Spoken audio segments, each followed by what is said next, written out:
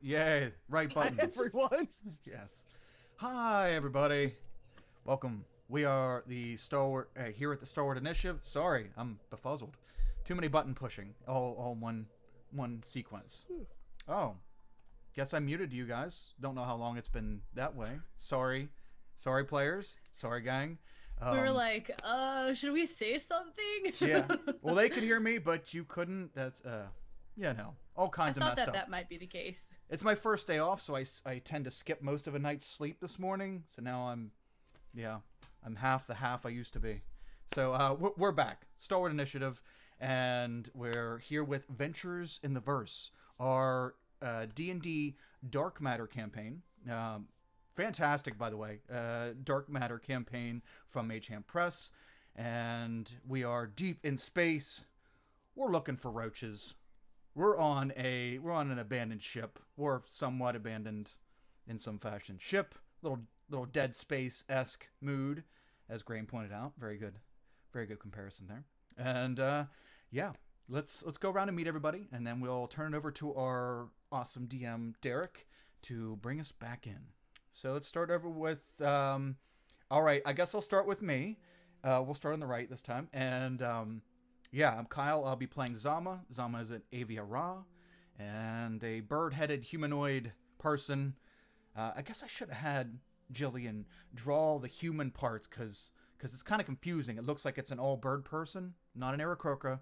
It's human-looking from the neck down, and yeah, I'm very much excited. Zama's on a journey of self-discovery, and he's traveling with, he's pretty sure are decent people in their own ways. I know, even Arza is a decent person in their own way. And yeah, it's pretty excited. A little leery about the ship because our ship did try to kill us when we first met. So a little leery about that. But other than that, he feels that he's in a very good and safe place with these people. Next up, Katie. Katie, can you introduce yourself and Val for us too? Hi, I'm Katie Quixotic. You can find me everywhere as Katie Quixotic. I say it that way, I feel like almost every time, and then it becomes like a joke to myself that I do that. I love playing tabletop games, and I am playing Val, who is a Sepulchre Knight Paladin. Um, if that was it, myself, my character, right? I ran out of like brain juice. I was like, wait, what am I supposed to be saying? Yeah, so that's me and my character. And her picture is like down in one of those corners. Yes. Yeah. Mirroring and strange. Yeah, it is down that corner. Yes. I think I'm gonna blow those pictures up here as soon as we have a minute. Other corner. Because That one. there we go. Because yeah. Because I want them to see like beautiful artwork and awesome characters that very much looking forward to playing with, especially in the case of Arza, who is many wonderful characters themselves. Graham, can you introduce yourself and Arza to us, please? Well, howdy, everybody. My name is Graham, or Graham Crackers, as you can probably find me on my own channel or on anywhere else on Twitch. Who am I playing? I'm playing Arzavash, your favorite changeling rogue, who is specialized as a jumper subclass that is new to the Dark Matter universe, where I can teleport. Because what's better than being a ninja? Being a ninja who can teleport. Yeah, Do I need to describe what I look like right now? Which you can do whatever you want, yeah, buddy. You sure. can. So right now, I look like a human that's like a mix of Crocodile Dundee with like a southern kind of rugged voice. Got a cowboy hat. Got like a cut shirt, tank top. You were smart That's enough to all I look got. at. You were smart enough to look ahead and know that a cowboy hat would probably be hard to accomplish with your headphones.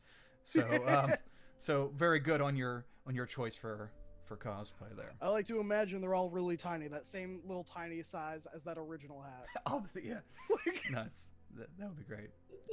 And speaking of tiny sizes, Ruby, Taylor, can you introduce yourself and Ruby for us, please, while I change your Twitter handle?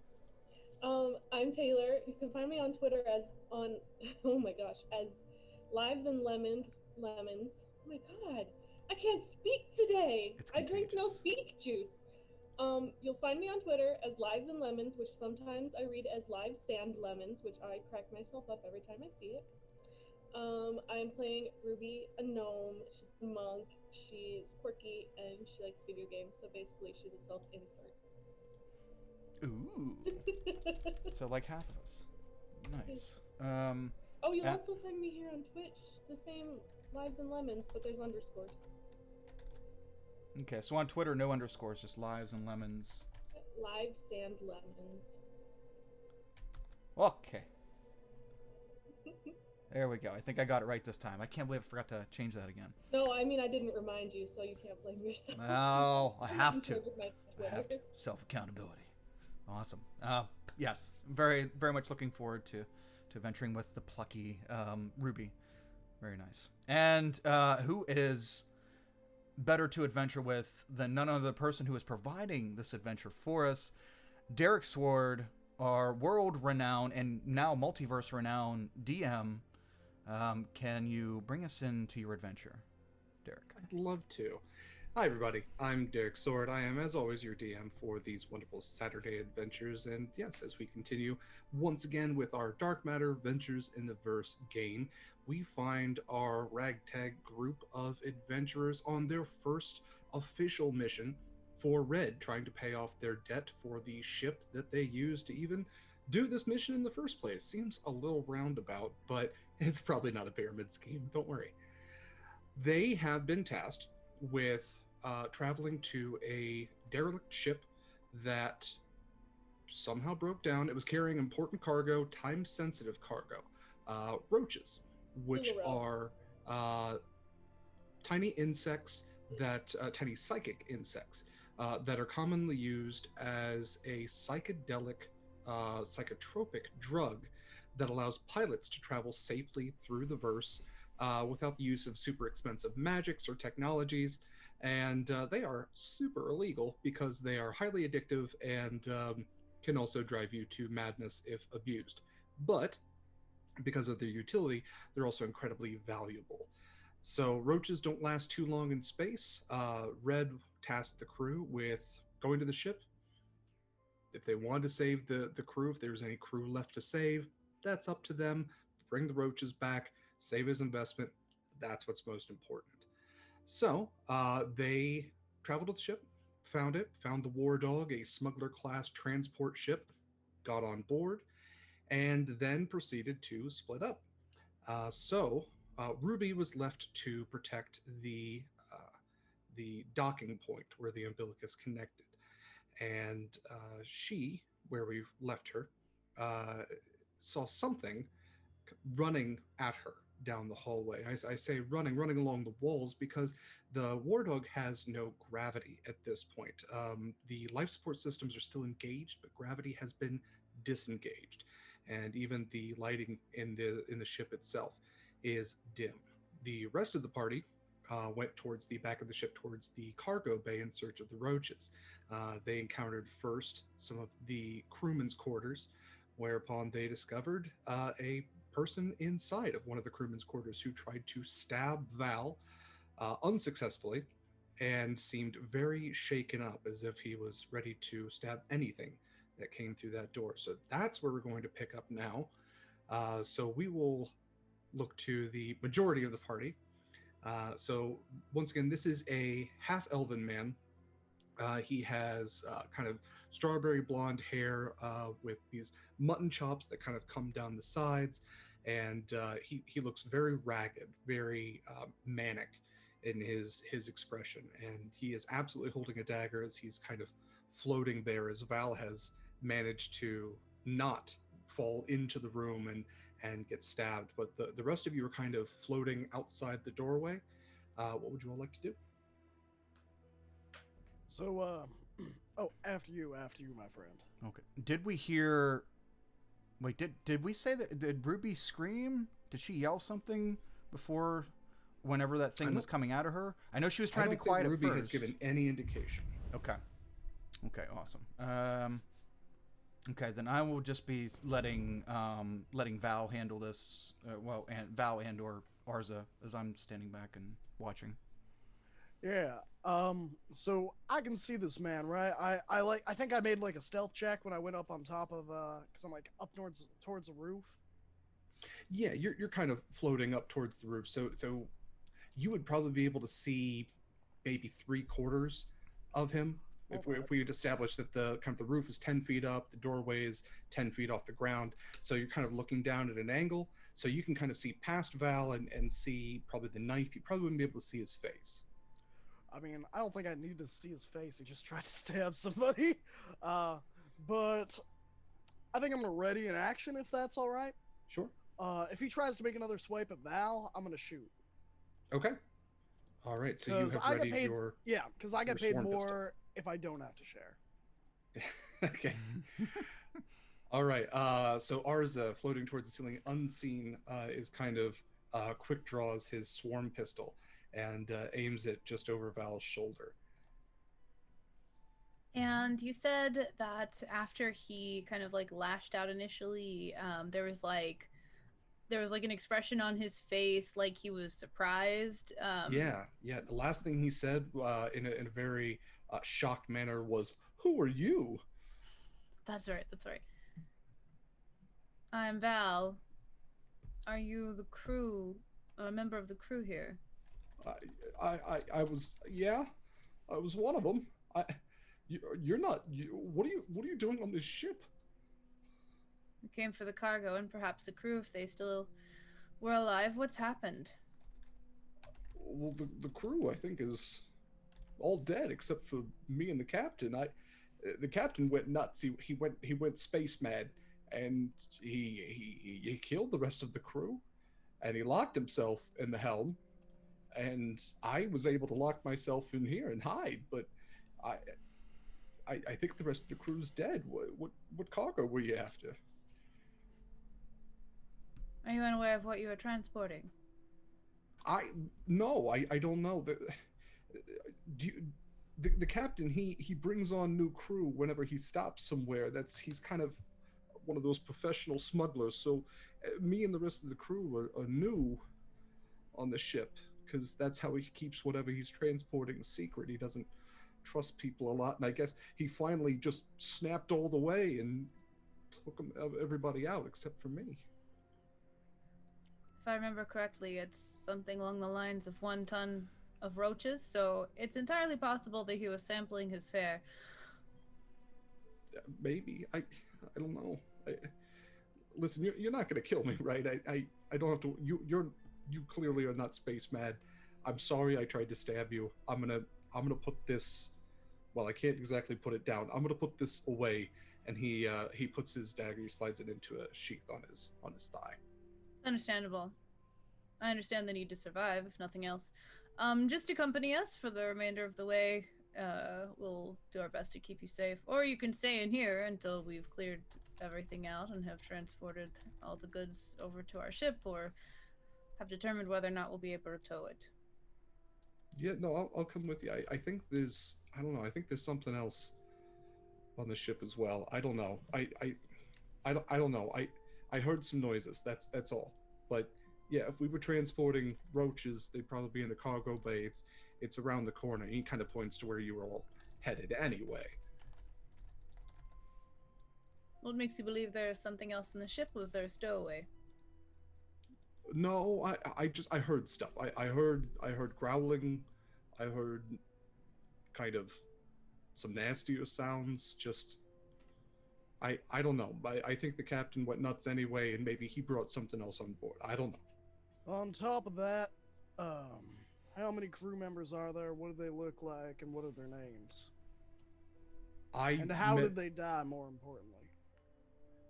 I don't know how they died, but I do know that they died from the sounds of what I heard. There were 5 of us, 5 crew members plus the captain, and 5 including me. So there should be 4 others. And like I said, the captain is in his helm. I don't know the names of most of the guys. There was one of them. His name was Decker, I think. But like I said, we were new on the ship. That's we didn't get a lot of introduction before things got really messy. What's the name of the captain? The captain's name, and Arza might even know this because the War Dog has kind of a reputation as, a prime smuggler ship. The captain's name is Captain Paisan. Have I had interactions with Captain Paisan before? That's a good question. I'll leave that up to you. You might have brushed by Captain. I'm probably going to say you didn't, this is an immortal enemy or anything, but ours has made their way from, one end of this galaxy to the other. They might have drank in the same bar as Captain Paisan once or twice. All right. So I could probably at least pick up on any, small mannerisms if I met him, because I'm assuming we met at a bar, so I was probably drunk, but at least I'd kind of know what they look like. Yeah, you probably got an eye for the shape of them at least. Yeah, how they operate. All right. I'm gonna stay on the ceiling. I feel a lot safer up here. I'm saying that out loud, and I think I just also said that out loud. But I'm gonna start making my way on the ceiling towards the where the guy indicated the cargo is. I'm gonna try and be stealthy, because now that he's kind of verified that there's something on the ship doing growling noises, I think it's safer to be quiet. Okay. Guess. Go ahead and roll for stealth. If anybody else is being stealthy, go ahead and roll for stealth. Since the gravity is down and we're just pushing ourselves along instead of walking, would we have any type of bonuses to that? I'm going to say there's no disadvantage if you have heavy armor, but it's going to be, if you're pushing yourself along, it's how quietly you can, clank along the walls. Fair. At this point with a ship where there's no other sound, it's going to be how well you can control your breathing, how well you can manage just the noises that tend to come from a person who carries stuff. So yeah, ours obviously. I'm gonna give myself guidance since I know it's coming. Okay. All right. Yeah, and with that, he kind of looks out the door. He says, "Oh, there's more of you. They're just the three of you." Well, we've got a. Actually, yeah, it's just the three of us. All right. Well, I want to get off this ship as soon as possible. So if that means getting your bugs, let's get your bugs and let's go. Want me to roll a deception check? Sure. You can roll it with advantage. He's very. Okay. Yeah, 17. Okay. Yeah. I'm gonna go maybe 20 feet ahead of the rest of them, because I assume this guy is probably a little bit noisier. Okay. All right. Is he injured or just scared? You do not see any physical injuries on him, just objectively looking. Yeah, I mean, you can do a medicine check, but he seems to be, he's not holding any parts of him like he's wounded. Okay, well, I'm just checking him and Val over real quick, cursory glance at him, and then Val, is she visibly injured from him? She did not get hit at all. No, he's swung Okay. wide. He had a pretty terrible roll. Okay, I couldn't remember. Okay. I'm A-okay. I'm good. Yeah. Zama's remaining quiet because he's getting. Oh, never mind. I guess since we're traveling, can I use my overcharge on my earbuds, on my hearing aids to try to hear? Since he said there was a growling. Yeah. Okay, I'm just gonna have quietly contemplating on what kind of creature would be on here besides bugs.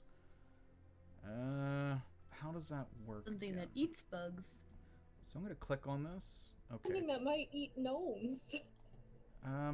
Yeah, I'm not worried about Ruby, at least at the moment, because I don't know if she's in danger. But I don't want us walking up on something while we're getting to the roaches without knowing. So these hearing aids provide the ability to hear with normal auditory level. Yeah, that's right, because I'm deaf. And okay, so bonus action. I can hear through walls at a great distance and even determine location of enemies and objects in magical darkness. Can overload once per short or long rest. Okay, yeah, so I'm going to crank up the hearing aids so I can hear people in the far away. Yeah. I'm So I'm Zama listening. Rarik is deaf, and what we established is that there is a an arcane prosthetic that they use as a hearing aid, and to give it kind of a magical quality, everybody has magical items. This is kind of a homebrew one. This basically allows Zama to echolocate, very daredevil like, if you want to consider it that, almost create an image in their mind from the way that sound travels, and even hear at great distances if they want to hear through walls, things like that. So yeah, Zama, you use the hearing aids to create this image, and as it kind of echolocates throughout the walls, rebounding through the ship, you get the image that the hallway that you're in travels around to a U and travels all the way back up towards the helm of the ship. That there's almost like this central structure, which from your hearing, that's where kind of the engine sound is coming from. So that the engine itself, the arcane or dark matter engine, is actually held towards the center because, once again, to reiterate, if that gets hit, creates a black hole and you're all screwed. So typically they're held at the center of the ship. That's also where the engineers area would be, and any other controls for life support would be there or at the helm, just in case you're interested in reinstating gravity. You also can see that back down the hallway from where you came, you get the image of Ruby, and you get the image of something else, which is traveling towards her at a moderate clip, kind of traveling along the wall. It is about her sized, small, um, quadrupedal, has a tail. Um, can't really pick up much more than that, but you can definitely hear this thing. It's panting rather loudly, and it has kind of like a growl undertone to it. Okay. Fly that just really wants to die. Okay. So, do I hear the chittering or clicking of insects, of any like roach like hive sound anywhere? I'm gonna say yeah, you'd probably be able to pick it up just slightly. We established that roaches aren't really held in one big box; they're kind of held in individual tubes. So you might hear just like slight noise from that coming from the cargo bay, but the cargo bay is behind its own door, and the roaches are then contained twice over within that. So you'd be able to pick up that they're probably in there, but it's not going to be as loud as anything else. Okay. Okay. So I'm gonna stop and tap Val on the shoulder, since ours is up ahead. It sounds like the roaches are over there, and it sounds like fake Monica's making a friend over that way. I'm gonna go help her with her friend. And can you and Arza grab the roaches? I'll take the scared guy with me. Do you think that he's making stage whisper? Do you think that he's making, or do you think that she's making a friend that is the creature described by an actual friend? Is there another crew member alive? No, it sounds growly, like what the man said, but it also sounds really small, so I don't think it's going to be a problem. She might already soothe it to sleep by the time I get there. Very well. Yeah, shouldn't be an issue. I'll continue on then. Okay. Yeah, if it's all the same to you guys, I'd like to go with the lady that's actually wearing armor. No offense to you, Aviara person, but Big blinks. yeah, that's a little unsettling. Uh, I'm gonna go. I'm gonna go with the numbers. I again, no offense, but it's okay. That's fine. You might be better, safer that way. All right, help them. Don't hinder. We need to leave.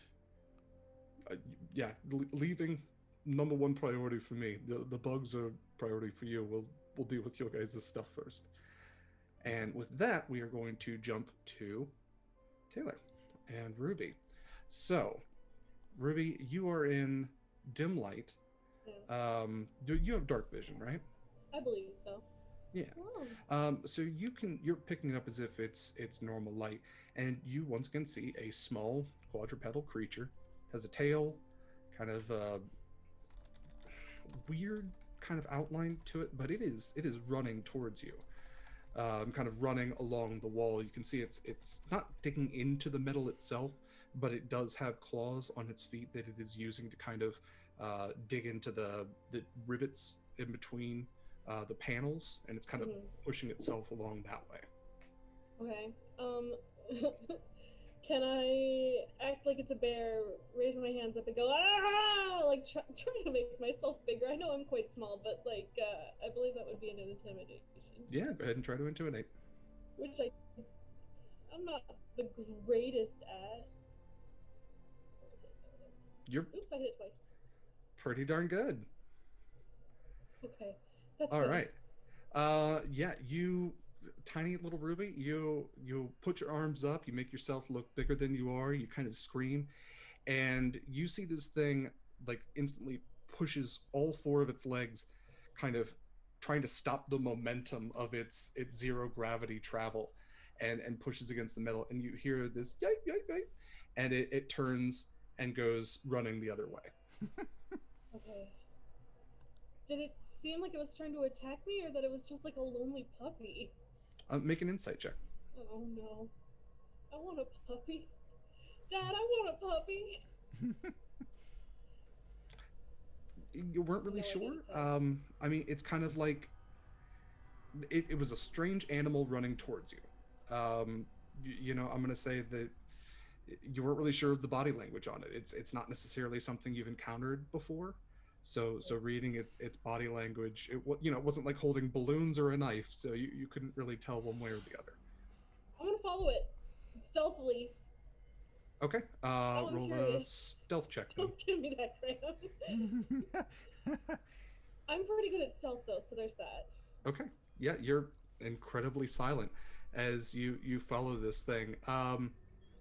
You're kind of trailing a little bit behind, but you can at least follow this thing where it's headed. It is heading up towards the helm area. So you do come to kind of a turn once again, whereas this it wraps completely around the ship in kind of a circle. So you've come to a turn, and you can see that this creature is kind of cowering slightly. It thinks it's hidden behind some floating crates. Okay. It is cowering. It And is it's hiding, yeah. yeah. Okay. There's I guess I don't know. I don't know that the captain has gone insane and he's still lingering, but like, can I at least look around to see if there's anything else? Yeah, so you can see an entry door that would lead towards the center structure, I'm which just looking we for life forms. no other life forms Sorry, that you then. can see. Okay. No, I'm gonna there's the approach door it. that would lead towards the dark matter engine, and the door that would lead towards the helm, Okay. left and right. I'm gonna approach it and I'm gonna do that like you do with a cat. Okay, roll a persuasion check.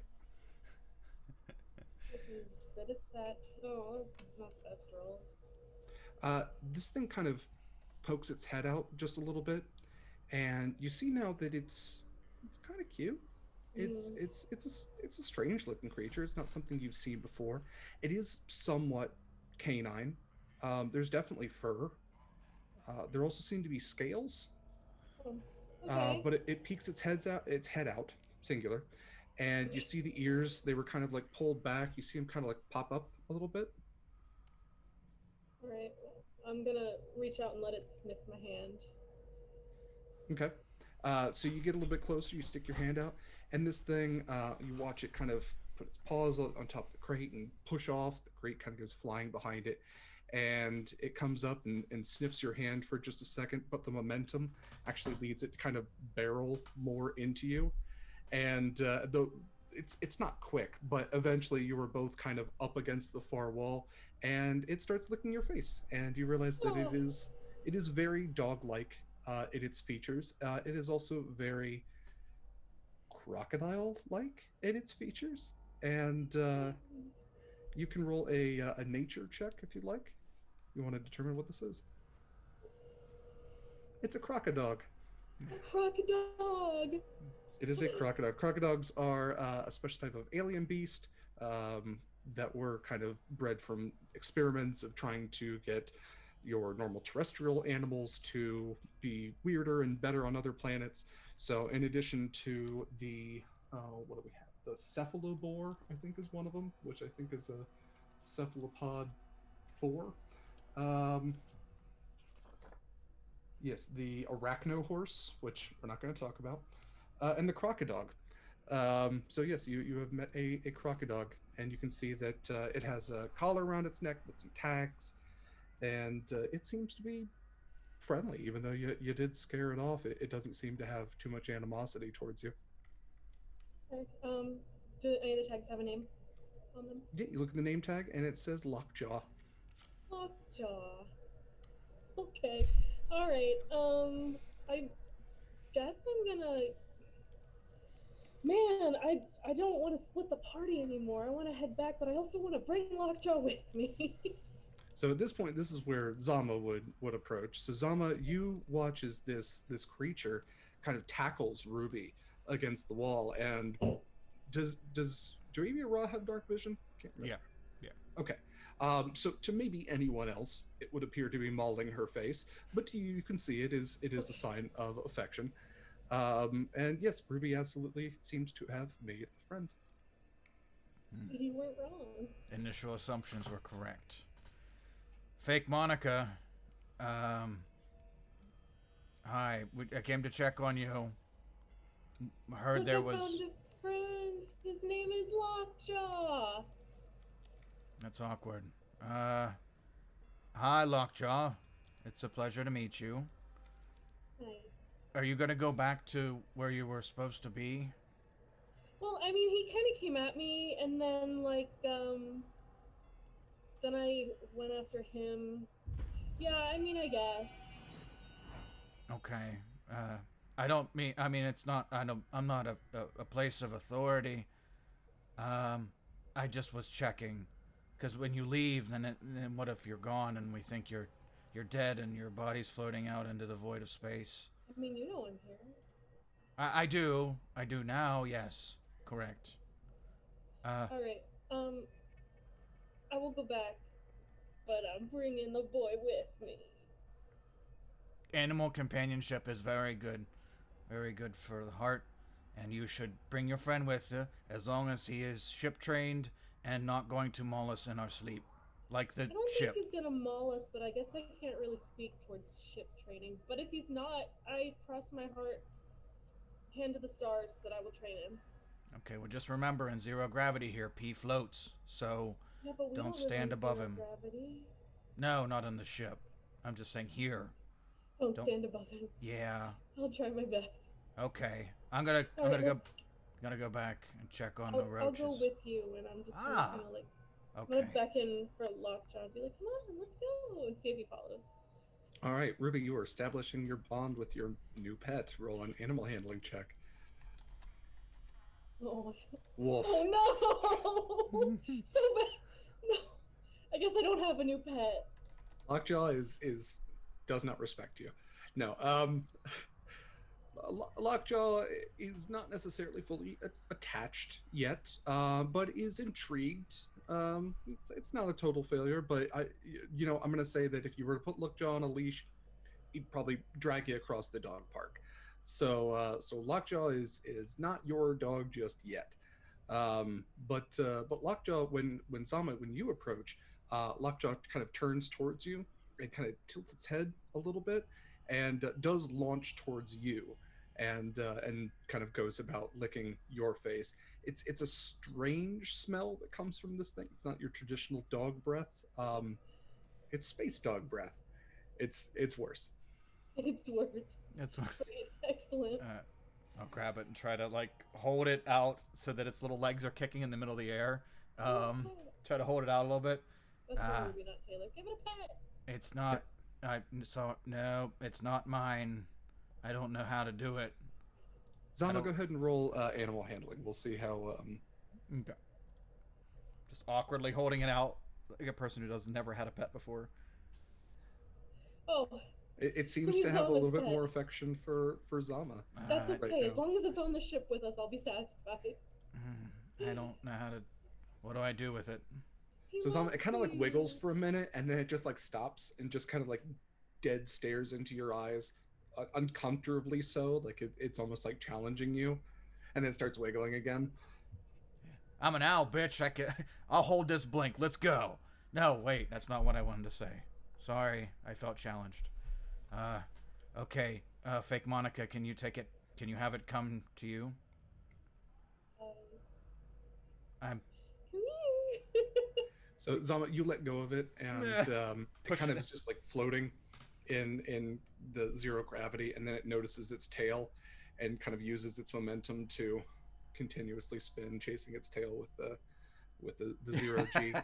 Um, and with that, while you are dealing with crocodile training, we're going to jump to the other members of the party. So Arza and Val and your new crew member friend.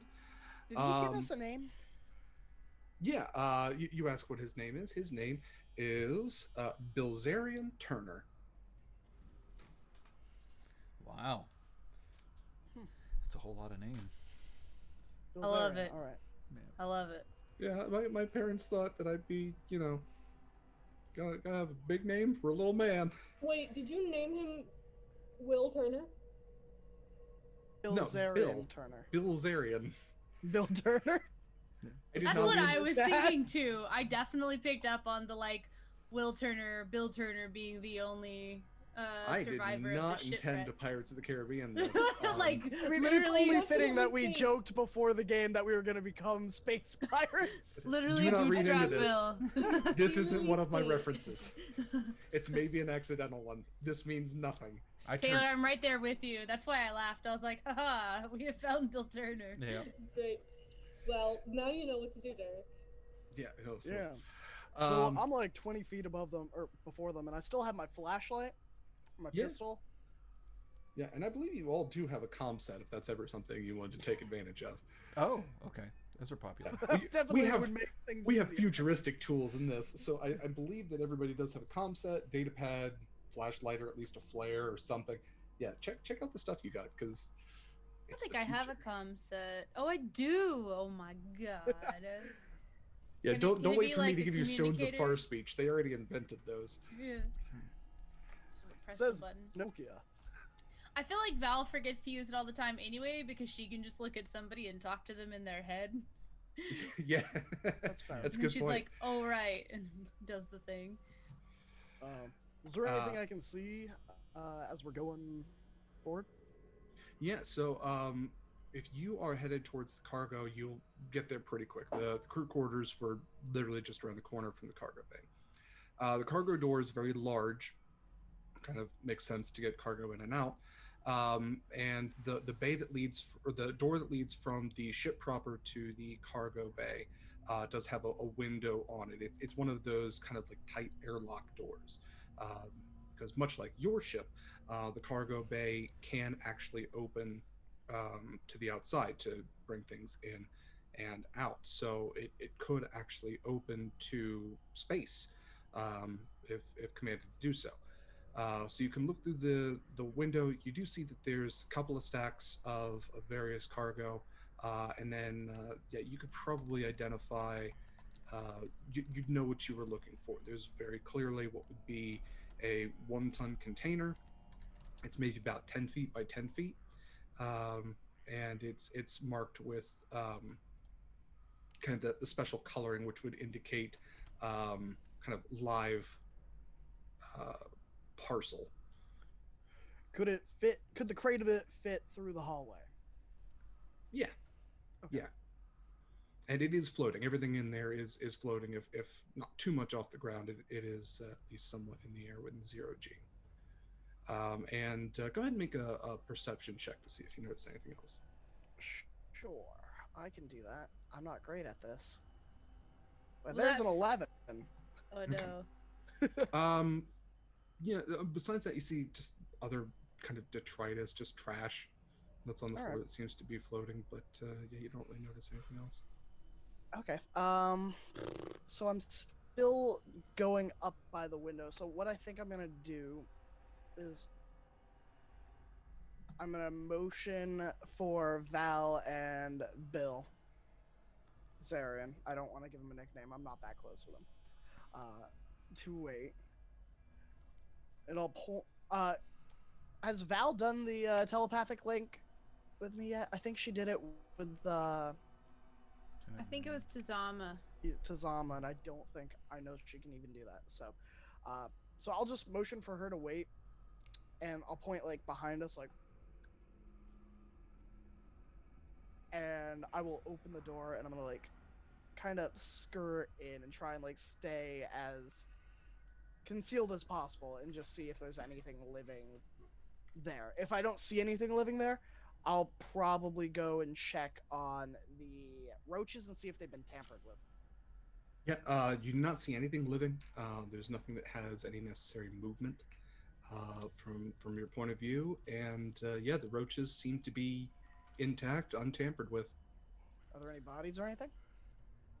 Go ahead and make another perception check if you're looking for anything else, or investigation if you have better. Nope. I'm not great at this. Yeah, you don't see anything else in there from Okay. your initial peek in was the same thing you're getting from where you are. Okay. Um. Guess I should have All stayed right. there. It kind of looks clear to me. I'm gonna start speaking now. Um. I'm gonna just start getting this thing on our ship. I don't see any reason that we should be dilly dallying. So, do Nope. I know? Sorry, go ahead. I thought you were pausing because you were done. Go ahead. Oh no, I'm just really slow. I'm getting into character. Uh, Low as but space molasses. Ice yeah, molasses. sweet as sugar, slow as molasses. Uh, but do you know what you? I mean, you said that you were like a new guy here, Bill Layler, Bill la, la, la, Bill Zarian. That's what it Bilzerian. was. Yeah. Um. Zarian. All right, Will I'm a grown Zarian. man. What? You wouldn't probably know what else is in here for cargo, but do you want to open up some of them? Because, you know, your ship's not going anywhere. I mean, not particularly. I'd like to skedaddle. Skedaddle. All right. Well, uh, how about you walk with Val? I'll come. Coming up behind you with the scrape. And where are you from? I mean, lots of places. I'm a half elf, so I kind of came from the Elven Empire, but I mean, not really. Can't live there if you're just half. That's fair. Val, what are you doing at this point? So I like he said to keep an eye out. So I was kind of like glancing down like whatever hallways there were. But once he's given the all clear, I definitely want to like peek into the room. And do I know how roaches are consumed when they are traveled when they are transported in like the glass containers? Like, do they literally like uncork and then just like eat the thing, or is there like So yes, they are kept in kind of vials where your traditional pilot will kind of have a drawer, pull them open, pop a roach, and nope, not pop a roach. Papa Roach? Popper. They will consume a roach and feel the effects immediately upon a void jump. Okay. To your other point, since you are looking down both hallways, go ahead and make a perception check. Yes. And you can do it as a last resort for your Papa Roach. 11. Damn it. So you don't notice anything else, no movement or anything, but what you do see when you look down the hallway you haven't traveled through is a couple of areas where you obviously haven't explored yet. There seems to be I guess, a docking area. Since this is a transport ship, it would have a dogfighter on board, and you could probably infer that that's where the dogfighter would be located. And you can also see the escape pod area, the life pod area up ahead down the hall. But yes, to your point about the roaches, that is how you would consume them. They are kind of kept. They're I think we said last time they're fun size. They're Yeah. to be sold as individual. Okay, so I want to when I glance in the room, what I'm looking for, because we know the captain's gone crazy, but we don't know why. So I'm assuming like roach addiction has eventually driven him mad. So I'm peeking in to see if I see like floating empty vials that would typically house a roach, and if I can like see, guess how many there might be based on like glinting off light or whatever, Yeah. like around the room. Investigation or perception? What am I better at? It's the same. We'll go investigation this time. 18. Okay. You look around for the kind of the glint of the vial, and you don't really see any. There's definitely some general trash in here. Again, you see a couple of crash cans. It's kind of like the Monster Energy drink of space pirates. But you pick up on something that Arza didn't, and you see that one of the larger pieces of cargo towards the back. Um, you notice that it has an extra strap around it that almost seems superfluous. And as your eye kind of glances around the strap, you can see that on the far side of it, there's a hand, which seems to be kind of floating. Um, that there might actually be somebody strapped to this on the other side from where you're standing now. Hmm. So I'm going to look at the person next to me and very quietly, Bill Zarian, just say, stare at here for a moment. And then Okay. since ours is further away, I'm just going to like look over at him, and I'm going to say, continue about your business, but I want to look at something. Like in my head though, like do the psychic thing. Okay. Oh, uh, jeez. This is all in my head now. Um, oh, well, that, that's weird. Conscious, is that you? It's been. It's been a while. Sorry, I forget sometimes that I should tell people before I do that the first time. As I'm like pushing myself across the room. Yeah. That's what I'm I'm thinking. trying to push the crate towards the door. Okay. Um, I want to note that at all times I would be pushing this with like a shoulder and like one hand. I am keeping a hand on my pistol this entire trip Okay. because I think ours has been burned so many times that there's zero level of trust with anybody. Go ahead and roll a strength check with disadvantage because while there is technically no friction, you also really don't have anything to push off against. That's fair. That's a 16 strength. A disadvantage. That's a 10. Oh shoot! Yeah, that's Okay. a 10. So you kind of give it a little bit of a shove, uh, but it is a ton. It is a singular ton of just matter. So it has a little bit of movement, and even with zero g momentum, it's kind of got it's moving at like an inch per second at this point. But yeah, it is moving towards the door. Val, as you are moving forward, are you moving towards the hand that you saw? Um, yes. There's a strap around a big piece of cargo, and I can see a hand. Is the hand like sticking around the side of it? Does it look like the hand is attached to the strap, but I can't tell what's attached? Is the hand by itself? Is it attached to something? If Like, you were to reason that the hand doesn't seem to be free floating, it's not disembodied. You would probably be able to reason that there is someone on the far side from where you can see that is connected to this floating cargo. oh, I see, I Um, see. Okay, okay, yeah, so their hand is kind of just floating in the zero g. It's not moving. okay.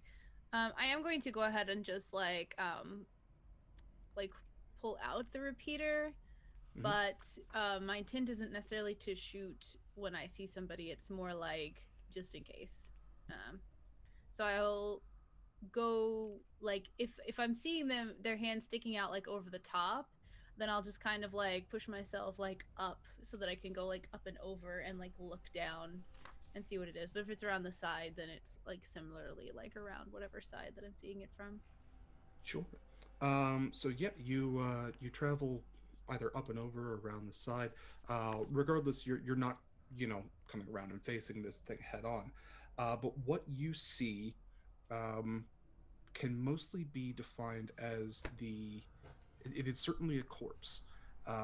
It is someone who seems to have had the life sucked from them. Their eyes are hollow, the mouth is hollow. Um, by all reason, this is maybe somebody who was exposed to the void of space. You've kind of heard about that, you've never seen it full on. And just as you see this very gruesome um, specter of what was a person, both of you hear a hiss and a large clank, and you turn back and see that the door where Bilzerian was standing has now closed. And as you look through the view window, you see him on the other side just smile and Hmm. move away. Hmm. That son of a gun! I knew I should have shot him the minute I saw him. Can As soon as you I? heard his name. I mean, I was gonna shoot him before I even heard his name. It was gonna be less personal that way. Hmm. But I'm gonna try and open the door, I guess. Okay, it is locked. If you would Gonna like try to, and unlock it. Yeah, yeah, if you would I've like to had lock pretty good success with this. Uh, crack the knuckles.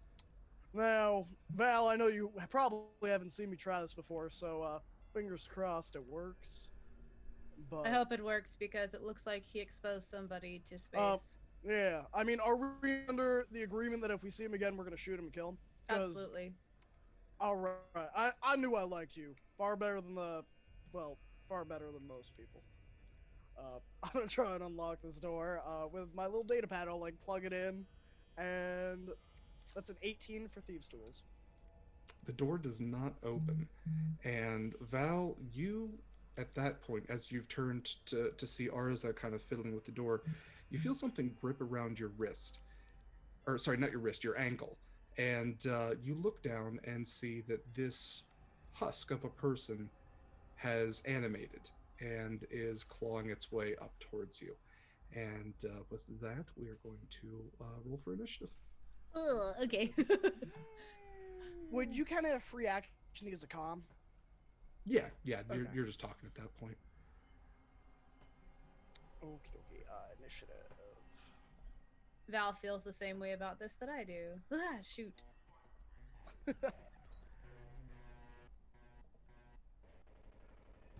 Man, I'm sad that I didn't ask Bill to go in with me.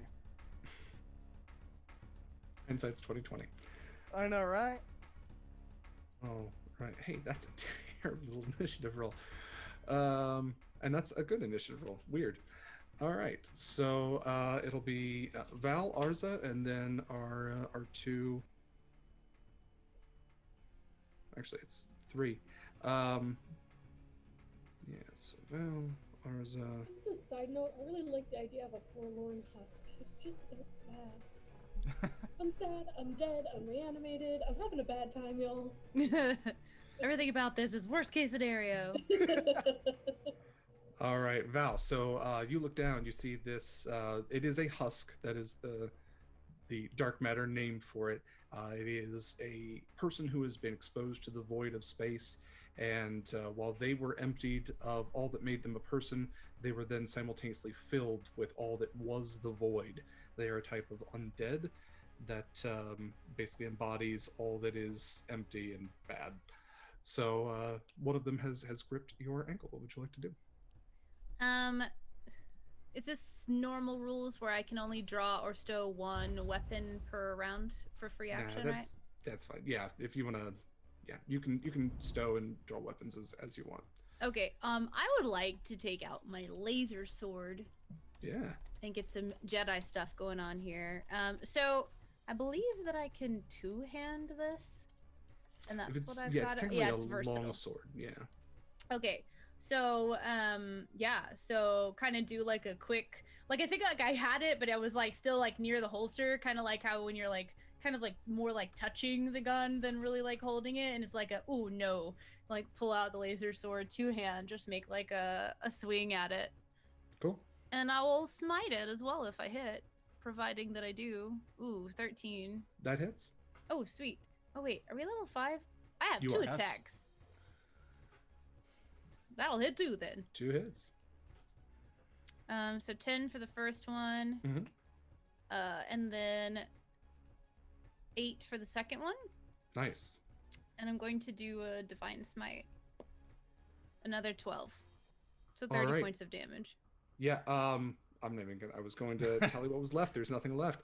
Oh. Yeah, Oh. you swipe at this thing, severing its hand at the wrist, attaching it from where it was gripping your ankle, and with another strike, kind of your laser sword glows a little brighter with the divine power, and yeah, you slice this thing straight down the middle, cauterizing it as you go, and you have Left, you have in, twing. absolutely.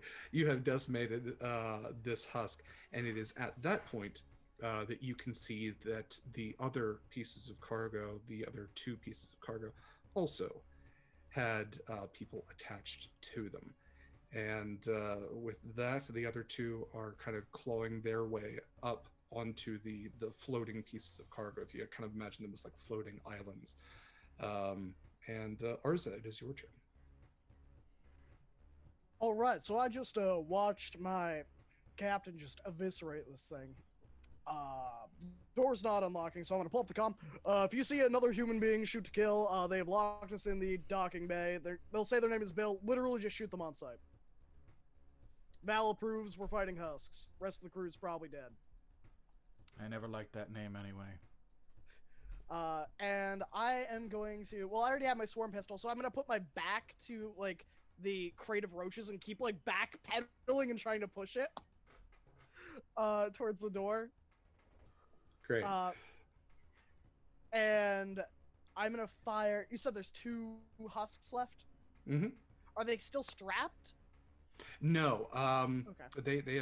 They are no longer strapped. They are kind of clawing their way onto the top of these floating pieces of cargo and kind of like pouncing, or getting ready to pounce rather. How close are they to me? Let's say one of them's probably 30 feet. The other one's probably around 40. Okay. Actually, I'm a dummy. You said that I could see Bill smile when he shut the door, right? Sure can. Can I see through the door? Like, Yeah. is there a window? Yeah. That's how you looked in the first place. Yo, Captain, you got this? So Never mind. I'll definitely help you. I will not teleport to the other side of the door and then open the door for you yet. I think I'll help you fight these before I do that. like when you first ask, she's like preparing to like launch herself with like the laser sword in hand at the other ones, and she just kind of looks over and is like, but you can do whatever you'd like. Yeah, I'll shoot a shot at the, Is she within 5 feet of either of these? Probably not. No. Okay. I'll shoot at whichever one is closer to me with my swarm pistol then. Go I for don't think it necessarily matters. That's a dirty 20 for 11 radiant damage. Nice. All right. And then... Oh, man, I guess I should use cunning action because I have it. I'm gonna try and hide behind the box. Yeah. Go ahead and roll stealth.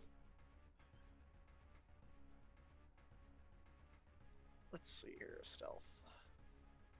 You'd think I'd be proficient in stealth, but that's a 24. Even without it, yeah.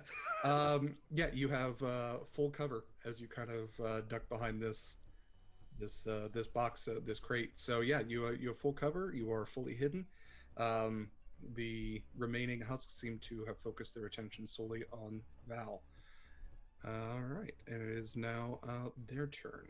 So the first husk is going to launch itself at Val, and it is going to make 2 slam attacks. Does 19 or 14 hit? It does. When it launches itself at me, though, Mhm. my shield thing, it allows me to cast the shield spell on myself, right? Sure, yeah. Which effectively gives me only, because it's giving me a +2, so then it gives me an additional 5, or does it give me a +3 on top of that? It'd be an additional +5. You're casting the Okay. shield spell in addition to the fact that you already have a shield. Okay, so when I see the first one launch at me, because there are only 2 of us and we're kind of like cut off right now, Yeah. definitely just going to like overcharge that and activate the shield. So that puts me at a 23. Okay. So you overcharge this shield. It creates this illuminated barrier around you, in addition to the kind of hard light aspect of the shield in the first place. And this thing tries to slam against you and misses both times, just kind of crashing against the shield. The other one is. Let's see. Yeah, the other one's going to make 2 slam attacks as well. It's a 16 hit. Okay. No, because the shield spell lasts until my next turn. Right. So I still have a 23 for right now. Okay. Then yeah, these two horrifying, horrible creatures both slam against this hard light shield around you, and you're able to fend them both off. And with that, it comes back up to your turn. Can I tell which one of them is one of them beefier than the other, or look scarier or anything like that, or they look exactly the same to me? Yeah. Do either of them look like the captain? Neither of them would be the captain, as far as Arza would be able to tell. They, a lot of what the feature of them once was is gone. They're very stretched. But to Val's point, yes, the one of them definitely seems to have more vigor. Is almost larger and seems to have kind of this black void energy spilling from its mouth as it kind of moans and growls towards you. That's the one I'm attacking. Go for it. Oof, only a 12. Ooh, and then a critical. Okay, so yes, the crit will hit, the 12 will not. And I'm gonna smite for sure. Okay, so the hit alone on the attack, of course, only roll a 2 on the second dice. So that's 14, but then because they're undead, I also get an additional d8 on my divine smite. So that's another 13, 26. 26 plus 14 is another 30 points of damage. Okay, so because the divine smite gets doubled too because it's on the attack. Right. So your total damage for everything was 30. 30. Okay. All radiant, I think, because of the laser sword. Yes. If that matters. Okay. Yeah. So that's 14, 7. I think it'd be higher, right? Because you'd have 14. That's 28 just from the sword, plus the smite, which is an additional 14 damage. No, well, so what happened was I rolled a 10, and I get a +2 to that, and then my second roll, instead of doubling the 10, it rolled additionally, and so it only rolled me a 2. Now, if you want to double it, or if you want me to roll 3 more for the divine smite, I can do that, or it's up to you. Do you want me to double, or do you want me to roll additional dice? Go ahead and just double it. Okay. For the sake of my own brain, which is bad at math, why do I play this game? Yeah, that's fair. So I'll say it's still 30 then, because it went ahead and rolled me the 2 as the extra, but the divine smite's doubled. Okay. Yeah, you slice into this thing, and every slice into it, it's not cutting through all the way that the other one was, which, by the way, you do still have a hand attached to your ankle, but I'm sure that Val doesn't mind that too much. But the slices aren't going through, but where they do cut, once again, kind of these tendrils of black energy seem to almost be seeping out and dissipating into the 0G. And anything else for your turn? That's it. Okay. Oh wait, the divine smite doesn't count as a spell cast, right? Because it's part of my attack. Right. So in that case, I'm gonna bonus action Shield of Faith myself. Cool. So that puts my AC at 20. Nice. And with now I'm that, done. Perfect. Arza, it is your turn. You have full cover, and I'm gonna shoot once for a sneak attack against the one that I shot last time. Is that the weaker one? Yes. Yeah. You that one's already damaged. Yeah. Yeah, I might as well put that one down. It lived a tough life, and now I'm gonna give it a tough on life. That's 14. That hits. All right, that's for 9 radiant, and then for my sneak attack, which for some reason didn't roll. For Sneak 3 attack for damage 15 alone damage. was enough. So yeah, Arza, your swarm pistol fires at this thing just as it's about to like lay another swipe down at Val. You blast it just in the side of its corporeal form, and it just goes kind of floating off towards the far wall, just totally ragdolls. And yeah, there's just one enemy left. Was there anything left for your turn? Oh yeah, I mean I still got a bonus action. I can do whatever I want. And whatever I want means I'm gonna get this door open in case there's an automated airlock set to open. Not a bad So I'm gonna idea. teleport to the other side. Well, I'll use my movement, I guess, which is the 15, to try and move the crate to the door itself, to leave like an opening for Val to get by, but so that like we can kind of pull it through if I can. Okay. And then I will just teleport the 15 feet on the other side of the doorway Okay. because I can see it. You do so. And I And call out, Bill, you're not getting off the spaceship. I'm gonna shoot both your legs before I toss you out an airlock. all right. And with that, it is the final Forlorn Husk's turn, and it is going to. Let's see. It is going to cast Inflict Wounds on Val, which is not going to hit. That's it's a melee attack, and yeah, definitely not going to hit. So that is its turn, I believe. I don't think it has any bonus actions or anything. So, yeah, it tries to cast this spell on you, but there's this kind of, especially from your divine smites, Val is almost like radiating this divine energy, and you kind of almost think that because the magic in it, this void, has been spilling out through all of these wounds, maybe its power isn't what it should be, what it was before, and it's weakening as it's literally being emptied. Very Oogie Boogie from Night Before Christmas. Instead of bugs, it's just black emptiness. My Um, bugs, my bugs. and that's the end of its turn. So Val, it is your turn. I'm a laser sword it again. Is it That'll 16 hit? It does. Heck yeah. So a 9 for the first attack, an 8 for the second, and I am gonna go ahead and do one more divine smite, just to make sure. So that's another 30, isn't it? 17, 27, 30. That's another 30 damage. Oh wait, no, and I get one more D8 because it's undead. Yeah. 35. Wow. Fighting undead as a paladin. I probably could have let her take that entire fight, and she would have been perfectly fine. Yeah, your initial question was right. Do you got this? Yeah. Ours is literally like, I got one. Don't get cocky, kid. That still only counts as one. Ours is like, well, you wouldn't get outside of the door without me.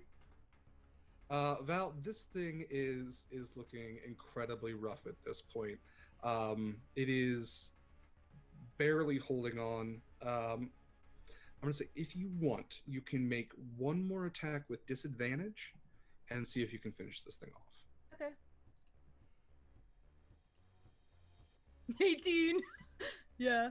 Go ahead and finish it off. Was that a crit? I was gonna get a crit without that. 9 points of radiant damage. Val, you pull down deep inside. You've already divine smited. You've done your 2 sword attacks, and you strain with your muscles. You tighten your buff girl arms, and on the backswing of your laser sword, you're able to fully lop this thing's head off, and all this kind of dark energy just spills out and then kind of compresses into a singularity and is gone, and it dissipates.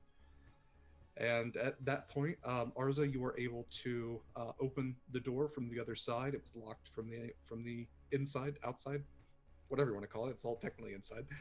But yeah, you've opened the door, and you guys are out of initiative order. All right, so that's 2 of the crewmates down. We know Blizzarian, Willsarian, Billarian is Bilzerian. still around. So we've got the captain and what? One more?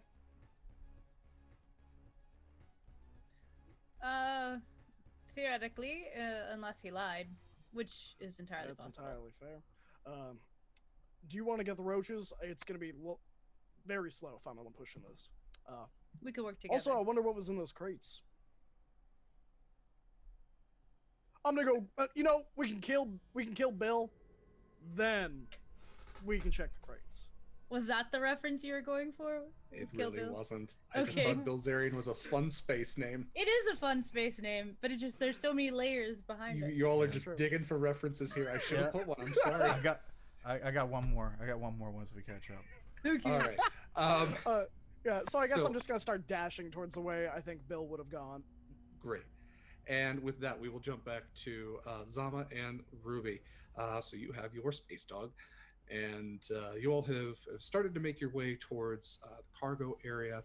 When you get about halfway down the hall, you see Bilzerian kind of come around the corner, and he starts like floating towards you, and doesn't really seem to be anything up with him. But he gets up to you and he says, "Hey, your fellow crewmates. Oh, hey, there's another one of you. I guess you lied. Why? Weird.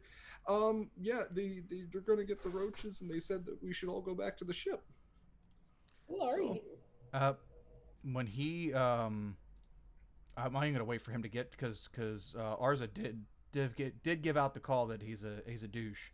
So And it's at this point that you do hear Arza's come. So we're kind of jumping through. oh, time a okay, little bit here. gotcha.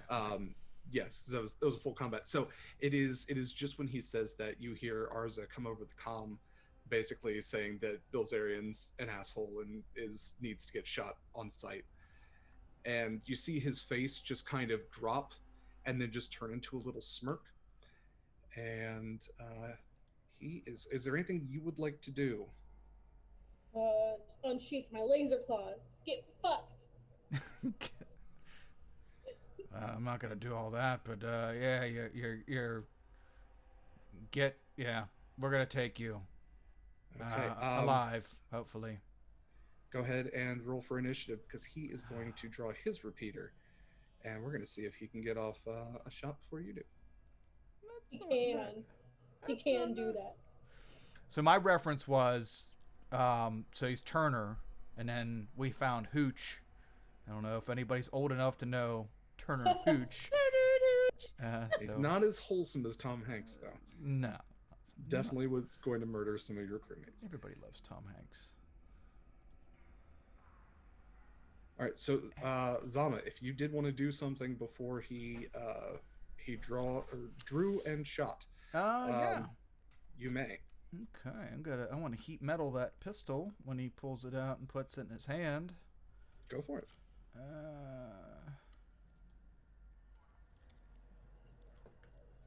The hell? Oh, that's asking me what level. Okay. Yeah, at level 2. Mhm. And why is it not giving a description? I guess it doesn't do that. So it'd be I think Oh, heat gotta- metal is pretty descriptive. yeah, that's why I'm looking for the whatchamacallit. He has to make a save. I think it's a con save. Yeah, okay. It does Yeah, say it that says on there. con save, yeah. There we go. Okay. So he has to make a con save DC of 15. He does not pass. Okay. So then cause the object to grow red hot. Any creature in physical contact takes the damage. And yeah, if it's holding where it creature must succeed or throw or drop it. Like it's Okay. hot. Throw or drop it like it's hot. Yeah, he goes to throw the repeater towards you, but it just kind of floats towards you a little bit, and yeah, he definitely kind of like cries out in pain, flings it towards you as it just kind of just circles. Okay. Yeah, I'm just through, gonna let through it like space towards spin by me, and we peacefully would be best. you. And actually, I forgot to roll initiative for somebody. Hooch. And Get him, Hooch. okay, it is now his turn. He is going to. There is a doorway which leads towards the dark matter engine room, and he is going to dash and travel through that. So he is traveling through the central part of the ship now. It is technically under full cover, but you could easily travel to where he's gone and attack from there. So Ruby, it is your turn. Let me ask you a question. Yes. We're all traveling with no gravity, correct? Hmm. I can control my gravity. You can. Can I, like, put myself on the ground and, like, move faster because I'm not trying to scrabble and float? You I'm sure gonna ding ding do can. that. I'm gonna do that. Um, so I'm gonna put myself on the ground and I'm gonna follow after him. How far did he go? So he would have had half movement, so even dashing, he would have only gone 30 feet. Okay. Takes me half of my movement to control my gravity. So I am only going 25 feet, really. If I'm running after him. Okay. But still. That puts him how far? Can I see him now? Certainly, yeah, yeah. So Okay. he's traveled into and through the dark engine room. So you have the dark engine kind of core to your right. It's through another set of doors, but this is kind of the engineer's quarters. You would recognize that, and through a doorway on the other side, you can see him. It seems like he might be traveling towards. You wouldn't necessarily know this, but just to give a concept, he's traveling towards the docking bay for the dogfighter ship. Can I throw a dagger at him? Sure. Let's see, is 12 going to hit? 12 does not hit. So you throw the dagger, but in the same way that when he threw the repeater, it just kind of it doesn't have the momentum that it needs to really do any damage, and he's able to move out of the way, very Matrix style, but only because there's no gravity. It's not like he's in control of anything. Um, and actually, when you do that, you actually do see that when he moves out of the way, it's not like he's just twisting. It's actually that the side of his body where the dagger would have hit kind of disforms, I don't care for and that. almost like his rib cage moves to the back of him and then kind of comes back, snaps back around, Great. very, Just excellent. yeah, very non-human like. Having a good time. Having a good time. I didn't know half elves were so flexible. Yeah, we learned everything. It is now Lockjaw's turn. Lockjaw is going to go padding towards where Ruby just went. And let's see. Lockjaw actually has enough movement to catch up. Lockjaw is going to go running towards the far wall against the door, and then push off from that and launch. I should have kind of described. Lockjaw is kind of like if you took a pit bull and mixed it with an alligator. So he's got kind of like a snub face to him, He very dropped a adorable link little to an Dorito image ears, in chat. and then just a mouth full of fucking teeth. And Lockjaw is going to go launch himself mouth first towards Bilzerian, and he is going to bite. Only have Lockjaw for an hour, but if anything happens to him, I will kill everyone in this room and then myself. Thanks, Rosa. All right, so Lockjaw certainly hits, and we're going to see if Bilzerian can get away or is going to be grappled. So let's see. That is. I guess that would be on his turn anyway. So yeah, Bilzerian is currently grappled by Lockjaw and takes 9 piercing damage. And if you hear some rattling, that's my dog throwing something against Lockjaw. the, It's your Lockjaw. the floor above me. He's Uh, very vegetarian. That's my dog noise. Isn't it really accurate, guys? all right. At this point, if yeah, actually, it's probably going to be another couple of rounds. This is probably mid-fight for Arza and Val.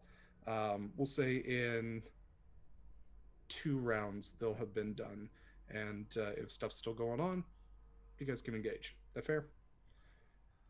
Cool. All right, so we're back to top of the order for this combat, where Zomba, it is your turn. Hmm. Sounds like the dog's doing something. That's good. That's good. All right, I'm going to seeing as I have to catch up to him. Probability is he's trying to escape. That makes sense. Um, Yeah, if you travel 10 feet, he's within line of sight. If you travel 30, you've caught up. But you are at half movement because of 0G. I think what I'd like to do, and let me know if this is kosher. I'd like to go and use my configuration form to. Oh wait, shit. Never mind. I don't want to do that because it takes too long. Yeah, I guess we'll do that. Okay, so I'm gonna use my bonus action to have my the tattoos all on my body light up, and to have my body start turning into a construct, and turn into my, what the fuck is it called? Just a regular construct form. And so basically a like whatever Terminator style construct form, and went to start do my 30 feet of movement, which is 15 feet floating, and float over to, you said I can see him, or I can almost catch up to him with 10. Yeah, if you within 30 feet, so you're at half movement. So if you dash, you'd be able to catch up. But if you use all of your movement, you'd have him well within sight. Okay, so I will just use my 15 feet of movement and pull my blaster arm up, and say, If you proceed, this will end poorly. Please, surrender. Please, sir, surrender. and then I will use my action to shoot him, since Hooch has a hold of him, and I don't have to worry about grappling him. Shoot, lock shot. And yeah, You better roll well, because I know if you don't, Derek's gonna have you shoot lock shot instead. That's like a 1. If you roll a That's 1, like a it might w- hit the dog. Also, if someone's grappled, don't your attacks have advantage against them? Yeah. no. Oh, no, melee is that attacks. paralyzed? No, it's I think it's melee restrained. attacks. Restrained. Restrained. Yes. That's what it is. Well, the target is restrained. It does say the target is restrained. Oh, And okay. Well, yeah. that's then it is advantage. Just Okay. kidding. Is it photon cannon or photon? There's so many photons. I'm okay. just excited for this. Okay. You had me a photon. You had me. So that would be 16. that'll hit. Okay, and the damage. 10 radiant damage. All right. Yeah, you blast this thing, and the photon cannon actually cuts all the way through. We'll say it kind of hits the lower torso, and definitely blasts all the way through, leaves a hole, and then you see kind of like something moving inside that isn't people parts, something almost insect-like. And it doesn't really seem to show a lot of injury from that, but almost looks frustrated that that you've damaged him. Bilzerian does, and with that, it is his turn. And let's see, what can he do?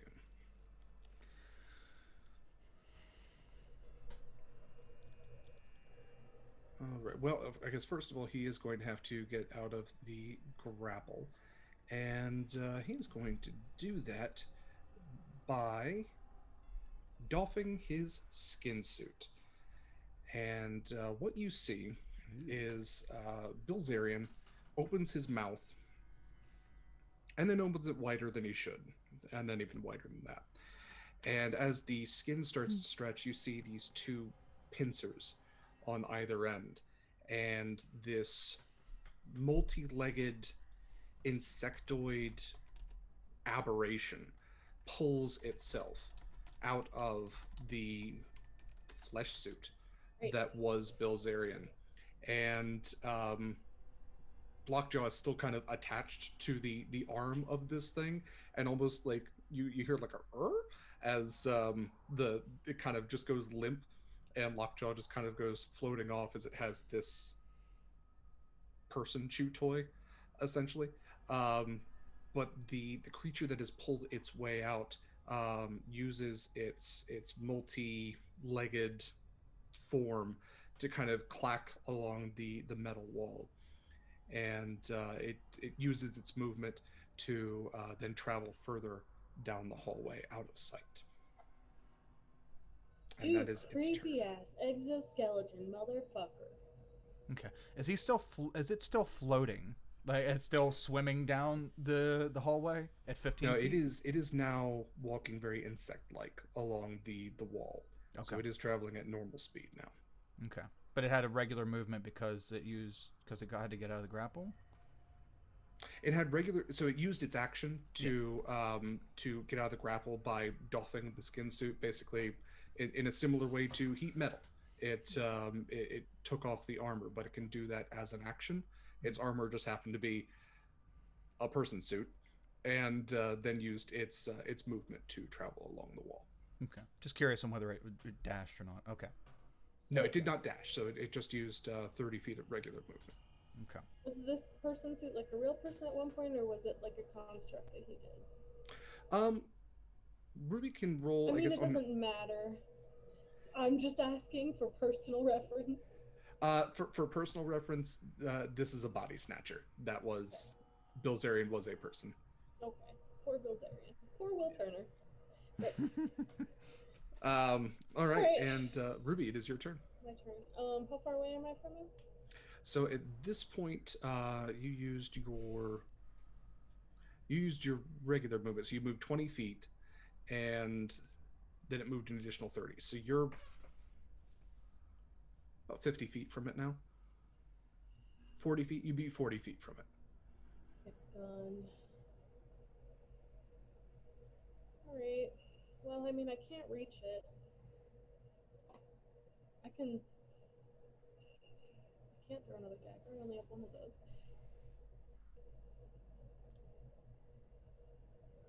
All I have is melee. I guess I'm just gonna run after him. Okay. I'll dash. So running along That's the floor. 50 feet. Please slow it down. Slow it down.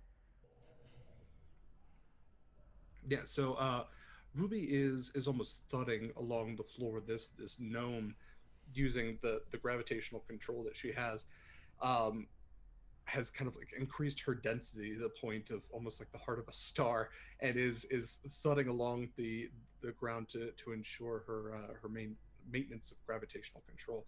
And yeah, you do round the corner. You see that this thing is absolutely heading towards the hangar where you can infer that the dogfighter is. And it is now Lockjaw's turn. Lockjaw has a new chew toy. Lockjaw is kind of content with where it's at right now. I'd prefer him to be safe. Actually, I'll have Lockjaw actually make a wisdom saving throw. We'll see if Lockjaw can. Yeah, Lockjaw's happy with that chew toy. Okay, Lockjaw's good boy. Lockjaw got that guy. Bad man. He's a good boy. All right. Back to the top of the order with Zama. Okay. Zama sees this thing skittering across. Is it safe to say that if you have a climbing speed, that you're able to climb at normal, or at like walk at normal speed? Since you're able to, is that what he's doing? Like skittering across? It's basically using spider climb. So that giving you a climbing speed. Yeah, well, we can say we can equivocate, or we can equalize climbing speed to traveling through 0G. That's fine. It'd be the same as like a flying speed. So yeah. Okay. Just curious because that will vastly vary what I'm going to do. All right. So I guess Zama is going to look at that puzzlingly yet admiringly. Never seen one, even with medical work. Never saw that action. I've seen husks afterwards, trying to examine a husk afterwards, but not that actual action going down. And Zama's going to start floating and then reconfigure his construct body and go down into something with, we'll say, uh, 6 legs, and have like the little grippy hands on the ends of the legs. When I change my configuration to as a bonus action to mobility, or yeah, mobile, my speed increases to 40, and I'll gain a climbing speed. Yes, and yeah. Well, that's all I need out of that configuration. But so I will move at um, at 40 to catch up. Is 40 enough to catch up, or how far ahead is he? From where you were, so you traveled the 15. 40 wouldn't be enough to catch up to where it is, but it would be enough to get it within line of sight. It's not enough. I'm going to use my dash, action dash to scamper up and like try to pass him. I'm going to assume that another 40 will be able to pass him and then get in front of him. Yeah, 40 would be I think just 5 feet in front of where it is. Okay. Once I get in front of him, and I'll stand up with these legs just kind of waving out in the lack of gravity, and This is your last chance. Please, stop. We need to speak. Please, stop. Last chance. then I In will, response, it just kind of screeches, just makes this horrible alien noise, and just Just not talk anymore. maybe it does. I don't know. It certainly wasn't going to respond to that. yeah, he's not the most fearsome or socially anything. So I'll just stand there in a ready position to try to clobber him if he tries to get around. Okay. And with that, it is his turn. And Opera when time. Kidding. Sorry. What did you and say? what's that? What did she say, Katie?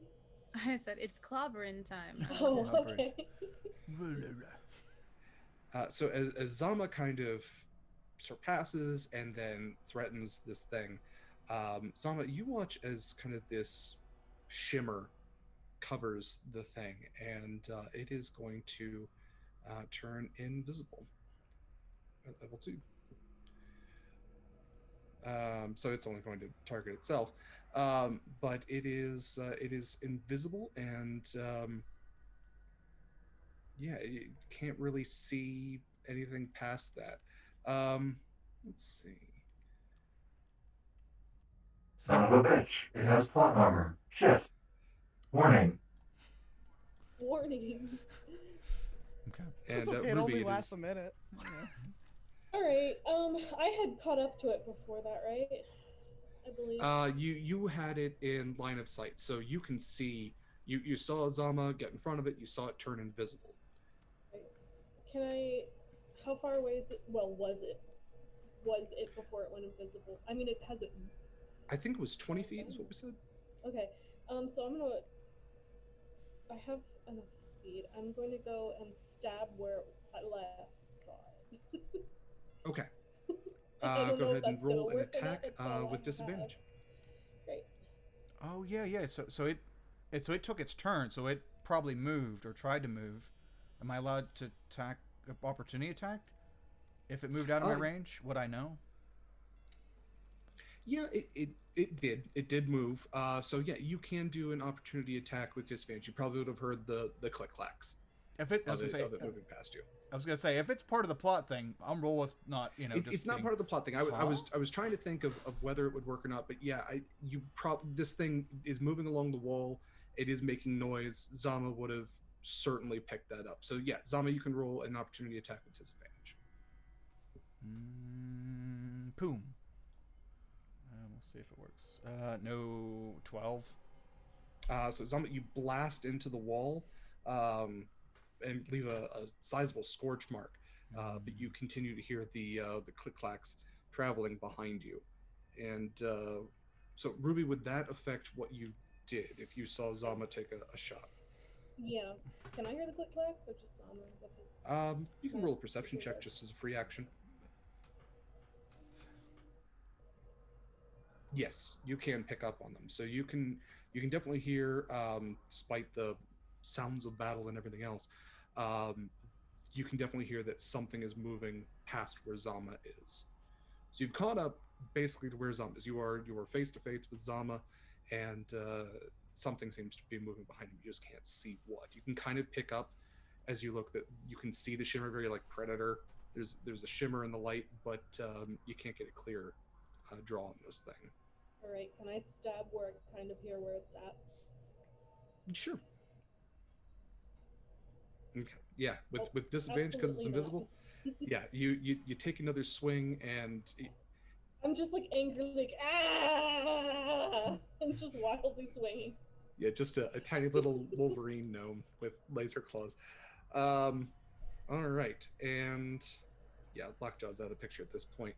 At this point, go ahead, Val and Arza, go ahead and roll initiative. And we can toss you in wherever you would like. All right.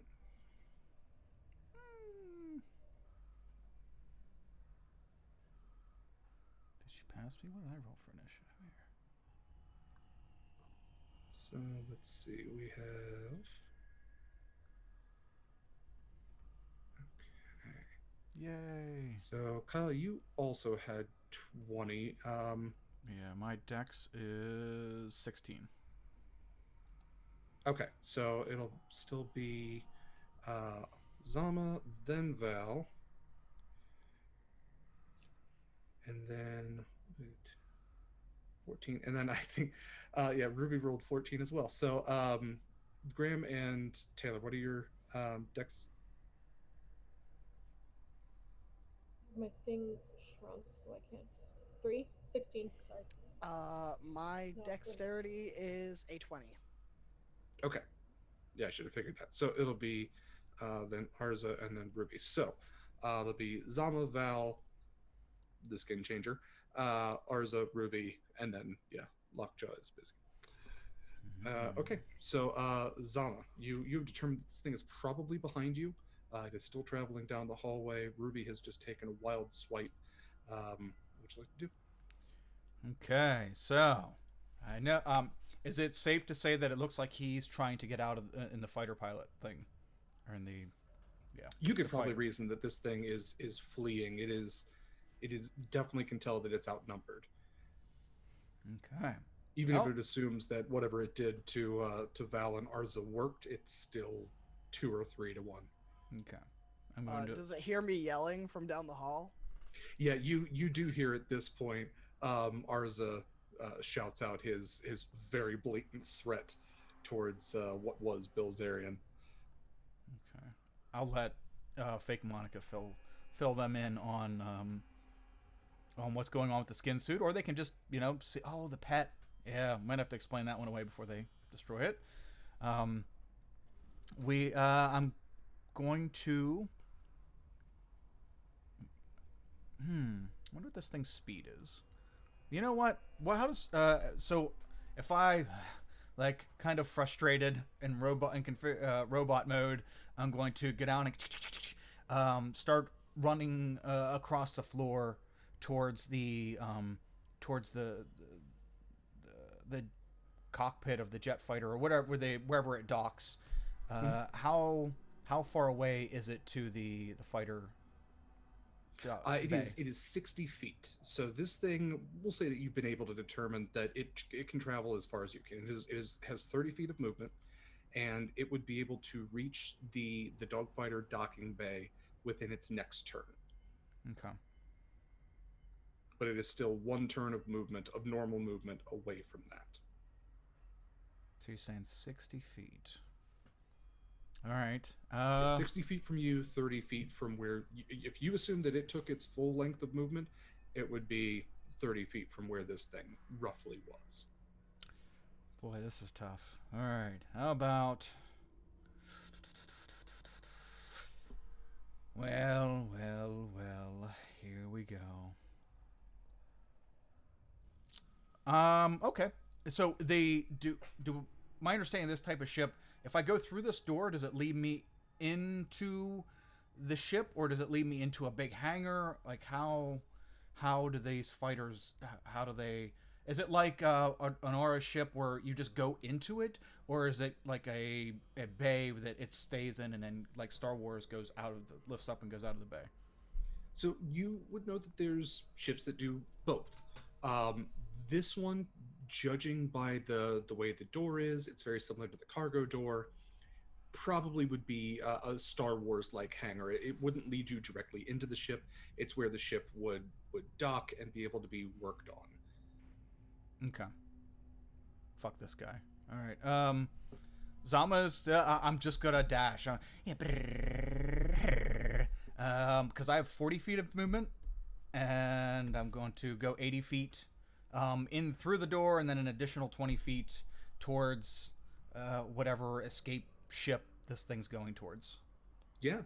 Okay. So you use your movement. The door opens automatically towards your presence, motion activated, and yeah, you travel inside the hangar. Past, assuming where this thing would be, it is going to get an opportunity attack on you Mm-hmm. because you are traveling past it. So it is going to claw at you. Absolutely. I'm guessing an 11 will not hit. No, it will Okay. not. Yeah, I don't even think it has advantage if it's invisible, but even then, would a 13 hit? Nope. Okay, then we're fine. So you kind of feel some air swipe past you, and but even then, in your metallic form, yeah, you travel through. You see on the other side of this hangar door, yeah, there's a small hangar. It's enough for one ship. You see kind of some tools which are kind of floating idly in the air. Uh, this thing seems to the ship itself seems to be locked to the ground, so it is not floating. But you would identify it. I believe it's a saber. It is a hegemony of man fighter ship, dog fighter ship. Um, and is there anything else you'd like to do for your turn? Yeah. How far am I away from the ship? Probably At the end. another 20 feet. Okay. Okay. Cool. Okay. Good. So I can still. All right. Still beat him. Then I'll just get over my comm unit, which I'm going to assume is kind of built into me. Sure. At this point, because he's all about that kind of life. And The creature is trying to escape. It is ugly, and it's trying to escape. I'm in the hangar. It's ugly, and I will try to stop it. It's ugly. and then I will. Yeah. Can I, at Stop. some point, can I have told them, like, don't shoot the dog? Some asshole showed up and then turned into a giant crab. Sure. Yeah, it's a free action. You transmit that over the comm. I will say that Lockjaw is at the other end of the hallway, chewing on his Oh, new, I mean, he very might have disgusting chew moved. toy. I guess I wouldn't have known that. What's that? I said he might have moved. I wouldn't have Yeah, known. no, he's content. He's a happy boy. All right. It is at this point that Arza and Val, you round the corner, and just as Zama has metallically in his construct form traveled into the docking bay, you can see Ruby. Can't really see anything else because this creature is still invisible at the time. But you do hear over your comms that there is something gross to look out for. Val, it is your turn first. What would you like to do? Ooh, excuse me. I'm having We'll those. get you to bed soon, Katie. No, it's not even that. I get like when I get sometimes when I get Stress excited yawns. during yes. So I get like anxiety yawns, but it's not necessarily a bad thing. It's more like if I'm really into what's going on, I just like I don't know. Get It's more oxygen. No, in you're all the good. I also know that you were up playing League for like until 5 a.m. So I was making masks. Thank you. okay, multitasking. And I also played League for a long time. No, it's purely not tired though. Like it's not tired yawning. It's like purely anxiety yawning. Anyway, You're all good. so how far is this like bay area from where we emerge? Yeah, so as you come around the corner, it would be 30 feet from you. What is the speed of the jetpack? Ooh, that's a good question. Because I put the jetpack on. let me look up the magical items. Oh yeah, I think I This is turned my jetpack right to the dance. page. I got a jetpack. Do do It's She's a do do. rocket pack, right? Rocket pack. No, Rocket away. no, I She's a did not. rocket Val. Did not give you an arcane warhead, not yet. Um, I don't think we need that just yet. jetpack. It is a jetpack. Okay. Um, it gives you a flying speed equal to your walking speed, and you can What is fly my with the walking jetpack for a speed? total of 1 minute each day. Okay. So I'm 30 feet from the door, Mm-hmm. and I can see that Zama has, or can I see through the door yet? Zama did open the door, so you can see that Zama has moved an additional 20 feet inside the door, kind of along the wall. Okay. So if I use the jetpack to get to the door, and I'm 30 feet, can I hear the thing moving? Yeah, go ahead and make a perception check. This can be a free action. Yeah, absolutely.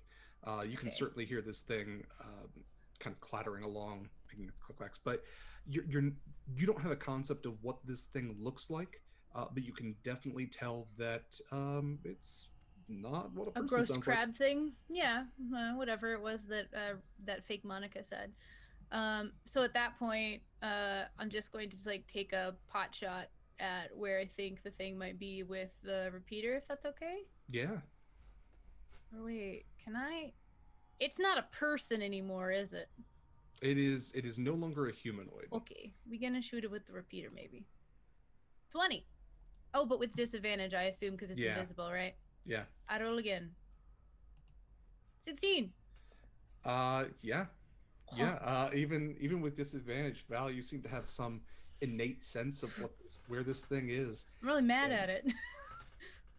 and yeah, okay. 10 points of 10 blaster points of damage. All right, and this thing is going to make a concentration. See if its visibility holds up. And as you blast this thing, you watch as kind of the shimmer breaks, and you see all of a sudden this horrific looking thing. There's tendrils and pincers, and just everything about it is wrong and bad. And good God, kill it with fire, kill it now. I feel Anything more else for your confident in turn? my decision. Don't I get 2 attacks? You certainly do. Haha. You get your extra attack with yeah, just regular now. Yeah. 22. Hell yeah. But I haven't, okay. I haven't channeled divinity, so I can't smite through my ranged attack yet. So just another 9 damage. Oh, just 9. Okay. Just another 9. All right. I mean, of the 2d6, I rolled a 6 and a 1, so it's like average damage. Yeah. Now you blast this thing into visibility, and then take a targeted shot at one of its many misplaced eyes, and land a very solid hit against this thing, and hear another one of its very inhuman screeches. And I look up at Zama and I say, "Found it." Val just finds everything. Ah, so happy now. He's a Hufflepuff. They're pretty And good at it is finding. now this thing's turn. And let's see.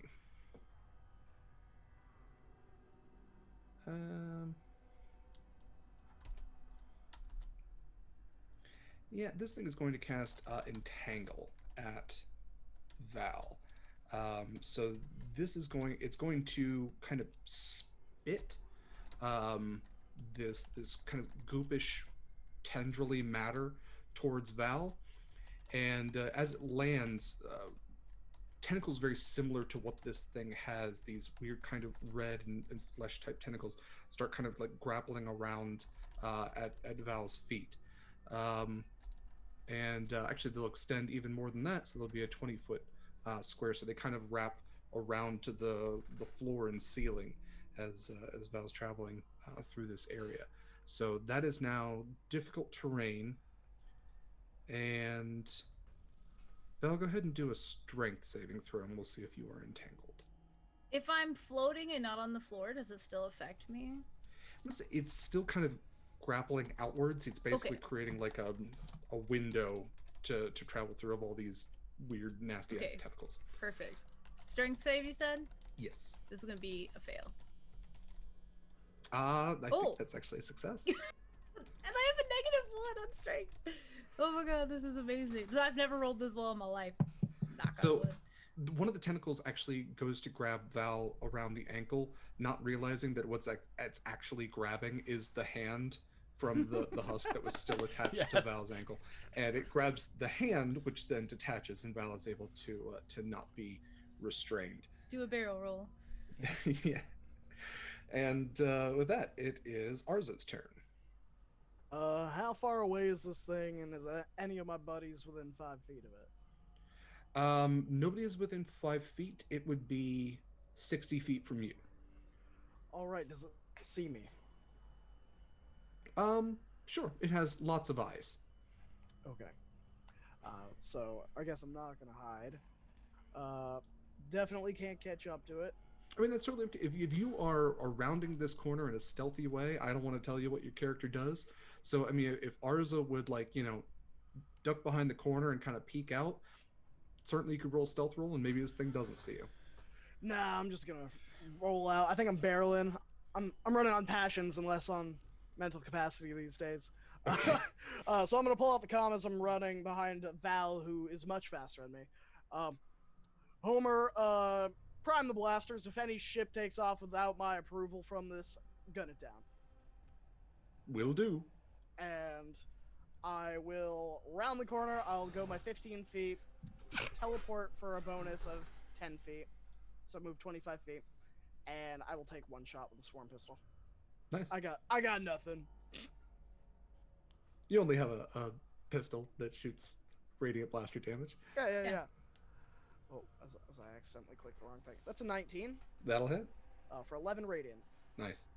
And I'd like to give it a nice intimidating, like, come on, Bill, is that all you got? Yeah, you blast off one of this thing's kind of like pointed legs. Its segmented legs just kind of goes flying, and a little bit of like black goop comes out of it. It screeches once again, but yeah, you guys have damaged this thing pretty intensely, and with that, it is Ruby's turn. So Ruby, if you do use your movement, you would be able to catch up with this thing at this point. It has not taken any additional movement. Alright, I'm gonna use my movement and try to slash off one of its legs with my laser claws. Go for it. That didn't work. You go to slash at this thing, and it has literally eyes in the back of its head, and it moves its pincer-like legs almost in like a circular fashion that skitters around, and you go to slash, but it's kind of up on the wall, and as you're using your gravity, you're down on the floor, and it's just a little bit out of reach for your known stature. I'm just gonna shout, I don't like bugs! Even though he's huge. He's still a huge bug. I'm just... Oh, it is, yeah. Anything else for your turn? Only I can do anything else. Okay. We're back to top of the order with Zawa. Okay. Oh boy. Wow, this is definitely turned in our favor. Are Ruby and Val both in melee range of the creature?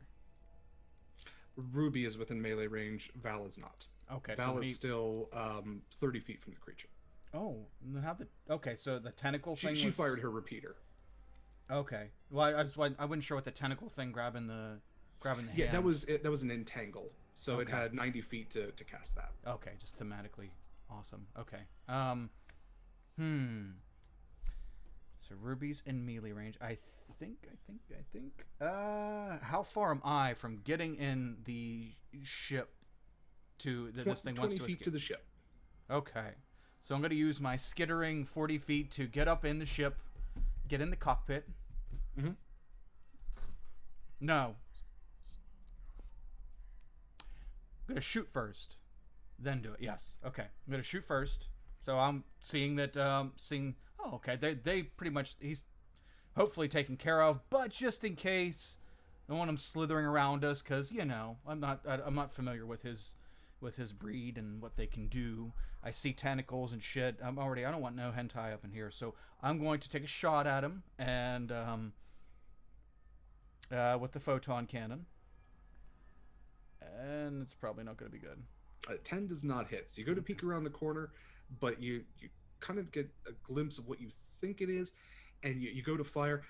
Turns out it's the tentacles from the entangle that it cast. So you do blast a bit of the entangle area, but you see that the creature actually is still towards your left as you fire. Yeah. No, well, But yeah, you use the rest of your movement, and you were able to get to the saber and open the cockpit. Okay, I'm gonna get in the cockpit, and as I'm sitting down, I want to change my configuration from the six-legged crawly thing to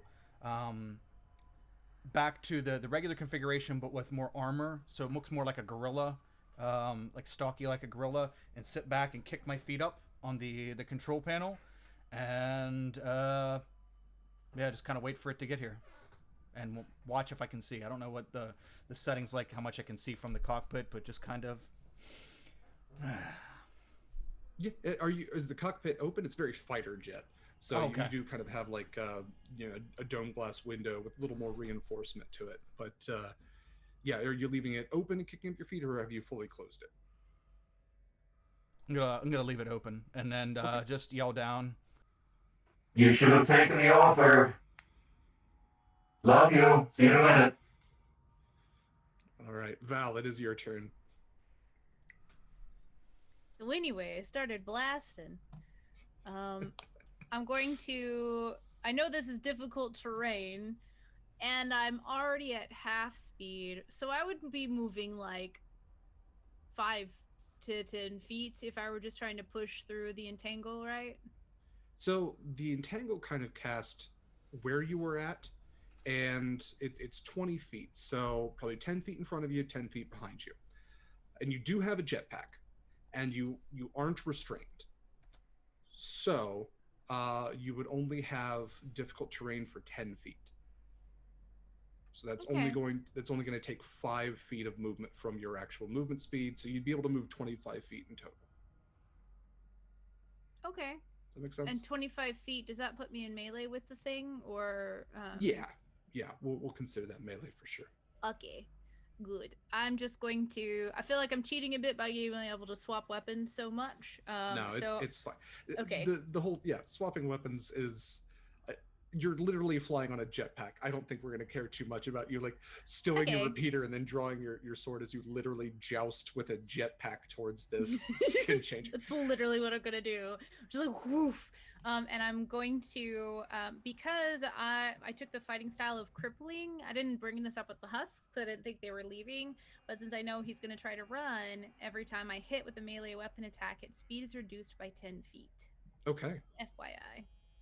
Ooh, does a 13 hit though? Does a 13 hit? I actually think it might. It does not. A 20 does though. 20 does. Okay, so I'm gonna hit it. We're gonna do 9 points of damage, and oof. I'm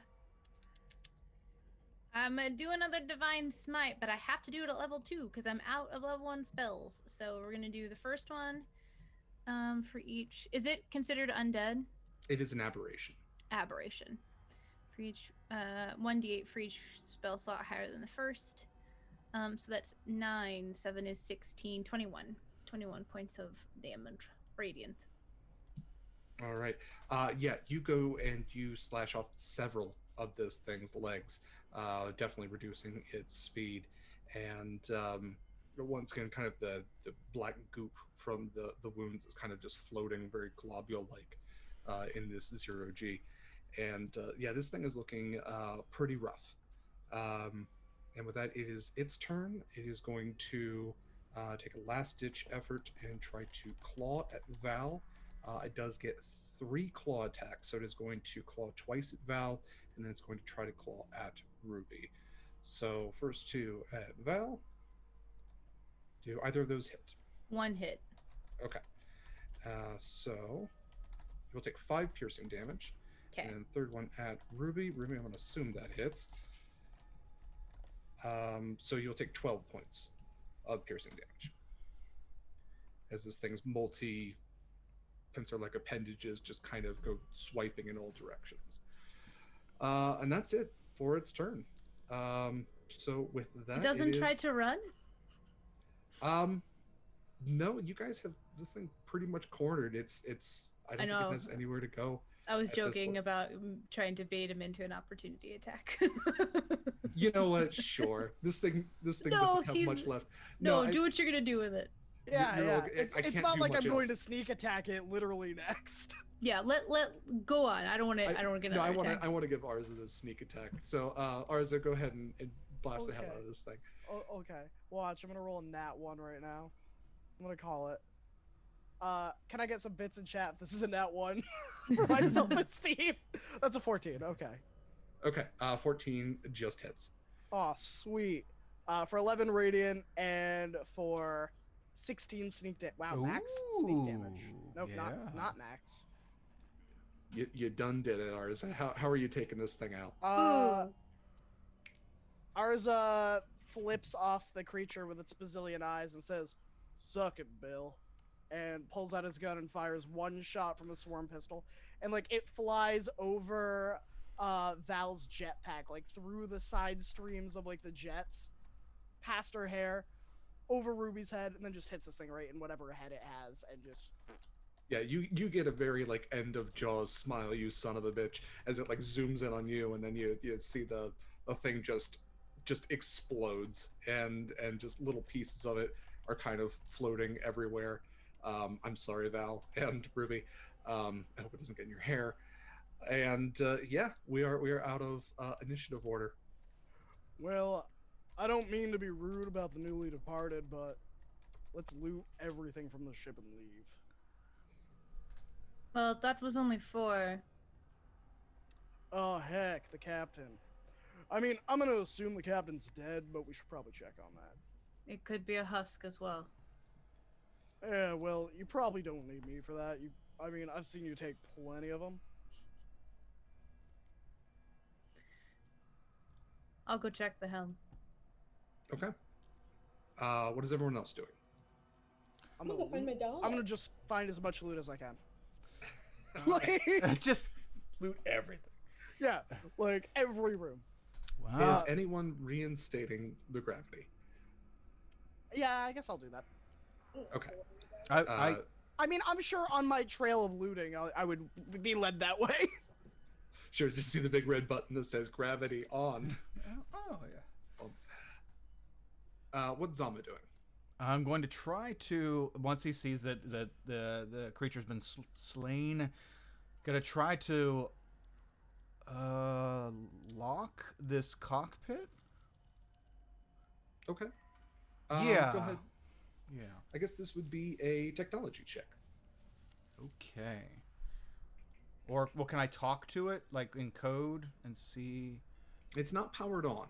Oh, yeah, that's right. Okay, gotcha. Good call. Oh, that's right. They're over here. Okay. Okay. Yeah, you go to lock the cockpit, and as you do, you kind of push down on the dome glass window, and when you do the hood of this thing, some of the plating on the front of it actually just slides right off and just goes floating off in the zero G. And you look inside and realize that this thing was under repairs, or somebody at least disabled this. It was never going to fly. It was intentionally disabled from what you can tell, at least. It's not like somebody, oh, we just took out this part. Somebody ripped out several of the wire connections and completely disabled this ship. Well, I'm gonna go into a large metallic gorilla laugh and start smacking the controls out of laughter, like a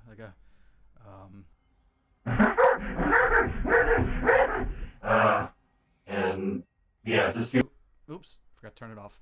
Just do like a, just I don't know. I find it very humorous as like some obscure joke. that he was heading here and he was not going to go anywhere anyway. All that fuss for nothing. Yeah, you Mecha Kong the shit out of it. Yeah. Then I'll just follow. I'll follow whoever's still around there for to yeah, because I'm not into looting. All right, Arza, you get to the dark matter engine room, and yeah, you very easily reinstate the gravity and everything. Everyone kind of hears a lot of clanging and clattering as everything just kind of hits the ground simultaneously, including a lot of you if you weren't really watching out for it. Ruby's already down there.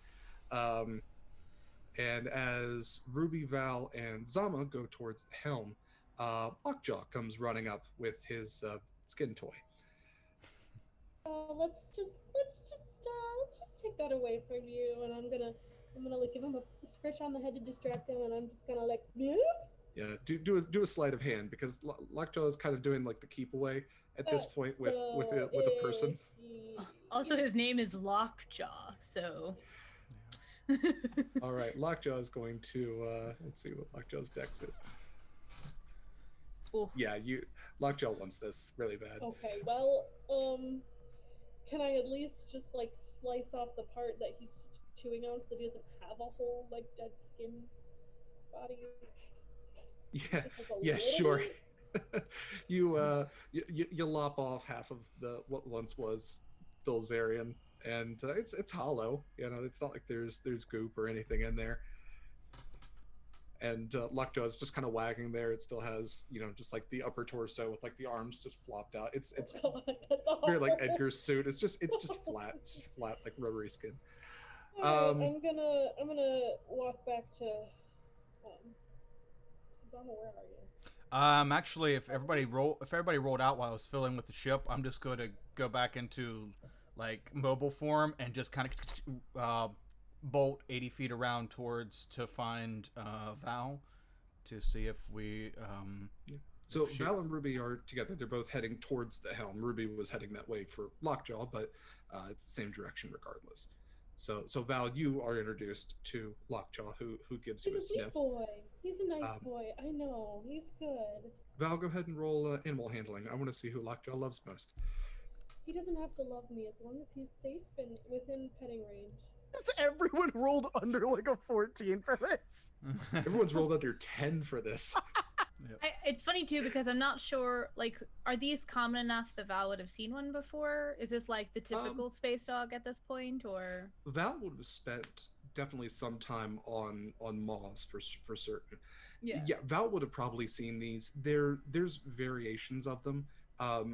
For the higher class elves, they might have different types of dog hybrids. The smaller ones especially, they might have like your dog weasels or dog rabbits that they carry in their little purses.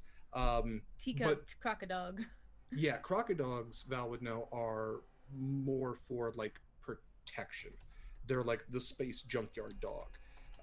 But still, their protectiveness does not mean that they are naturally aggressive. It means that they're naturally loyal. So Val would know that they can be very good companions and very trustworthy, loyal companions.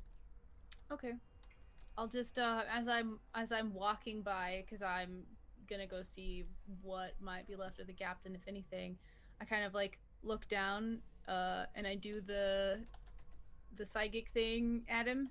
I don't know if they can an animal talk back? Let me go look. I don't think it can. I think it has to share a language with you. Creature must be Yeah. able to see you and must be within this trait's range. You can give the ability to only one creature at a time. It doesn't. Okay. You can speak telepathically to any creature you can see, provided the creatures within a number of feet of you equal to 10 times your level. You don't need to share a language with the creature for it to understand your telepathic utterances, but the creature must be able to understand at least one language. So I guess, can he understand a language is the question. But I'm still going to do it, and I'm just going to be like, good boy, and keep walking. And I'll give him the option to like I just always kind of like out of habit do that, I feel like, and I don't think I'm really expecting anything back. But still just going to use the action to let him respond if, like, out of habit, I guess, as I continue on. Head towards the helm. When you do that, Lockjaw kind of looks up at you and you get like the full-on puppy dog eyes, and it drops the rest of the skin suit, and you get a full-on tail wag as this thing's tongue just lolls out. Oh my gosh, my heart skipped a beat. I thought when you said drop the skin suit, I thought it was a thing, and I was like, oh no, never would have realized. We all trusted Jump the back dog into initiative order. instinctively. Yeah, Oh, God. God. Oh. Oh, I'm sorry if I've hurt you, Graham. I love it. Oh, whew. I would've cried. Yes, no, this thing shows you have telepathically communicated to this thing that it is a good boy, and isn't that all what we really want deep down? Yes, it likes you very much. So you all go walking towards the helm as Arzo goes to loot the fuck out of this ship. Arzo, we will get back to you.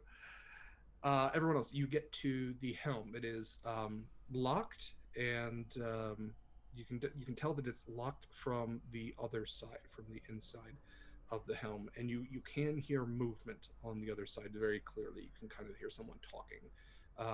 There's only one voice. You can't really make out what they're saying.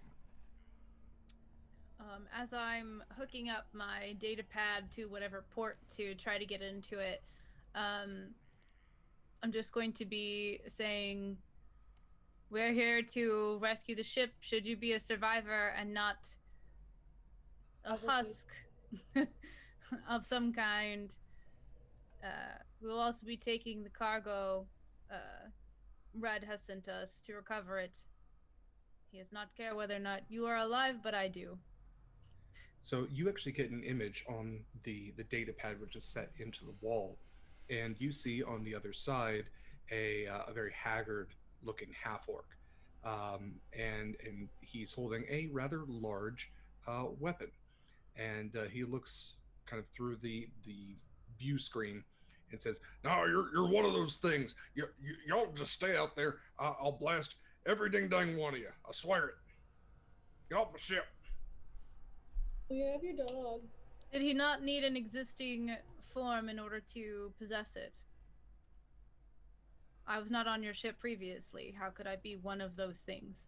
Well, you came on my ship, which means that thing took you over. I ain't arguing with no weird skin changing, personality stealing. It ain't right. It ain't right. Get off my ship. I'll blast you.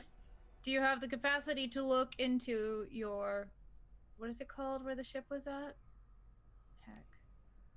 The, Docking bay? The docking bay, I guess, yeah. Do you have the capacity to look into the docking bay? You'll see the remains of this creature splattered across the floor and wall.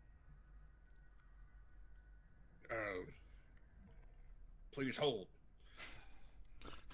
Elevator music. Da, da, da, da, da, da. And Lockjaw actually starts kind of like scratching at the door. And Ruby, when you say we have your dog, he kind of goes, "What? All right, I see the blown up critter. You got my dog." He helped. Correct? And I look over at Ruby. He helped. did help, but we would like to keep it. Okay, let me see my dog. Just Hold him up. Hold him up. All right. He's a good boy. Another clank, and the door opens upwards, and you see full on this rather large, well dressed. He's actually kind of dressed in what you would know to be like historical human pirate garb with a very like decadent coat. Is his name Jack?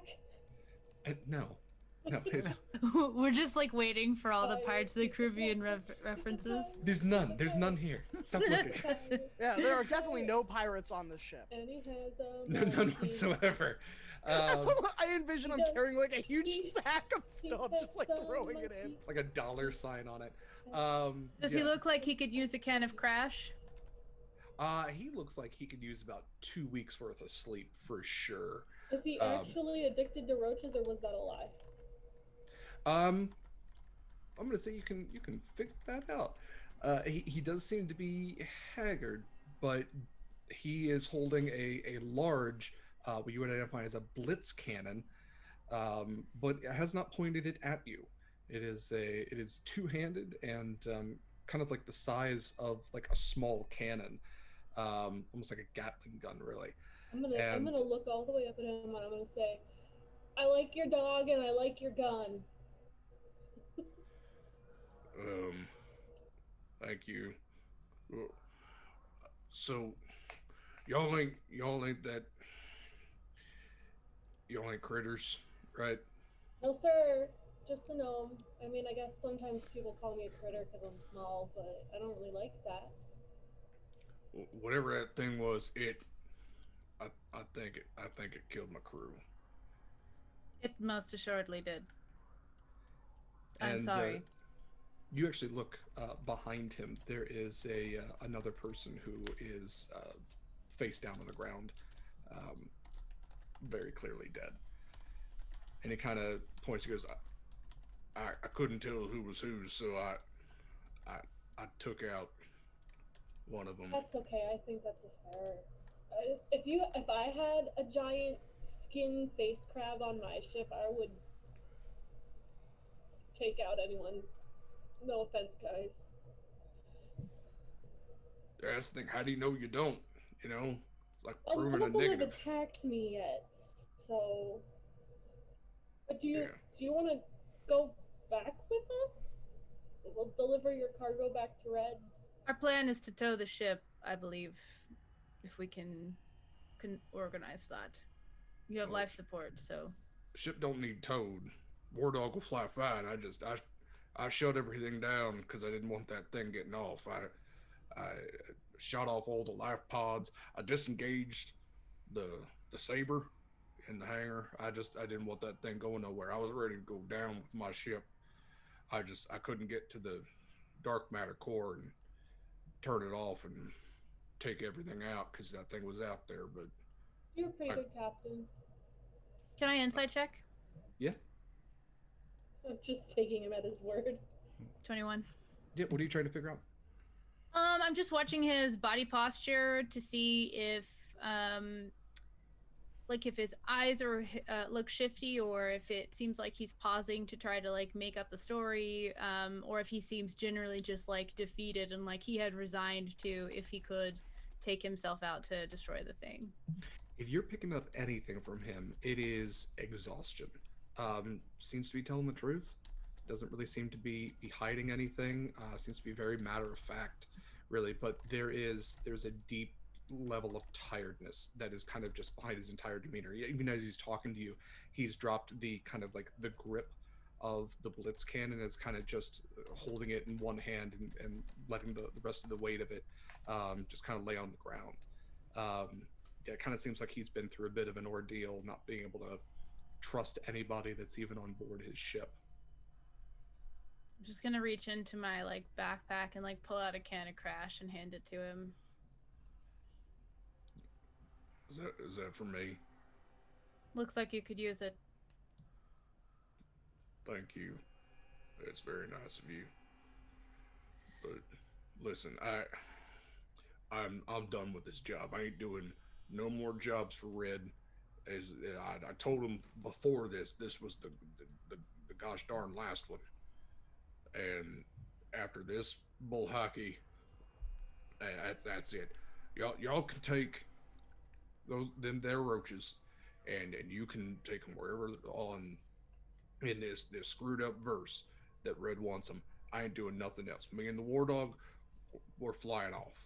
We're retiring. Can you do me a favor? Wherever you go, will you send me pictures of your dog? Instagram, in the verse. Instagram. Yeah, he's got his own Instagram. Take him good places and make him happy and send me pictures of him having a good time, please. Hey, listen, Lockjaw never really belonged to me. He always kind of came with the ship, and this ship ain't gonna be flying no more. If you really want Lockjaw that bad, and he'll actually fine, it seems. You probably didn't roll above a 10 on animal handling, but that's fine. But we still have one more roll. There's still one more person that Lockjaw could potentially fall in love with. But no, if you really want Lockjaw that bad, just feed him 5 times a day. Make sure he does his piddles. You can just shoot him off into space. Make sure he gets his walkies. Piddle's not the dog. I mean, you can feed him other dogs named Piddles. He'll eat whatever you throw at him. Yeah, just treat him right. Be a responsible dog. I am wounded that you think that I would mistreat this beautiful and majestic and sweet and this. I'm choked up. I don't know nothing about you. You literally walked in here a tiny person with laser claws. I nearly shot you, but my dog seemed to like you fight, and that was the best indicator. Was Lockjaw? I think Lockjaw was the only way I knew if somebody was that thing or not. He had a sense for it. So you can trust Lockjaw. Do you know how that creature came aboard a ship? Not Lockjaw, of course, but the insectoid. I assume it was one of the new people I hired. It was pretending to be one of them. I always did that. That's my smuggler's life. Is you take on a new crew, so they don't know what you're hauling and they don't stab you in the back. And I guess you do it 100 times, you're gonna backfire once, and this is my once. The instant mutiny. Pretty good odds. So. Well, we will take the cargo back to Red's and leave you to your new life. Yeah, all right. Yeah, you tell Red to bite my butt. All right. If he needs anything else, he can ask any of them other smugglers out there. But Paisan is going to Paradise One, and he's going to get himself a drink with an umbrella in it. Is that your name? Is there a place that you would like your payment wired? I don't need no. This job has cost me too much. No amount of payment is gonna come my way. It's gonna make me happy. I got my ship and I got my life. I'm taking that for what it is. I don't want Red to find me. So would you prefer we say there were no survivors? That's fine. Tell him the ship blew up. I don't care. Well, there was one survivor. It was a dog. Sure. I think your priorities a little messed, but yeah. Sure. Yeah. Tell him the ship blew up. Tell him you got the roaches on a dog, I suppose, and I went down with it. I don't want nothing else. I'm flying off into that great blue yonder.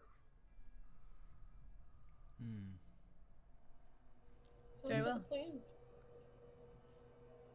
for the dog. I'm gonna walk. I just turn around. I assume Zama had been there, kind of like in the background in like gorilla form, right? Yeah, just standing quietly watching. Yeah. After he caught up, after that, I just kind of like turn and like head back towards like the cargo area generally. Yeah. Just okay. like, all right, well, I'm finished with this. He kind of looks through and goes, I like her. She's all business, no nonsense. She's gonna go far in this line of work. You don't want a conversation's over, and you just turn and walk away. Yeah, I have a problem with that. So what are you gonna do now? And he just turns and walks away. Yep. I knew that was coming. Sounds about right. Yeah. I'll walk away when Val walks away. Arza, what are you looking for? So Arza's not gonna move the roaches because now that gravity's on, that sounds like a chore, and he's gonna make someone else do it. Yeah, it's a literal ton. I don't imagine. It's a literal ton. I'm too lazy. But I would be looking for things of value, illegal or legal. I would look in those two crates within the bay that the roaches are in. Mm-hmm. The people are strapped to, and weapons. Okay. As far as what is in the other cargo crates, you find some, I guess, some semi-precious metals and kind of ore is stored inside of one of them. You'd probably imagine it came from one of the dwarven mines. I'm not going to pick a metal, so we're going to say like space tungsten. They're both just they're different types of materials, but that's pretty much what they are. He's probably just gonna unload them somewhere, just unrefined raw materials. I think Um, space tungsten is just tungsten, probably. Yeah, probably. Yeah. Tungsten Space copper. space. Sounds so much more extravagant, though. When you put Right, space. it's in space. So that's what the two of those were. As far as weapons, there is no like arsenal or what's the word, like stockpile of weapons for this ship. But you do go through the other personal quarters. You find a standard carbine in one of them. Actually, go ahead and make an investigation check, and we will see if you find anything super.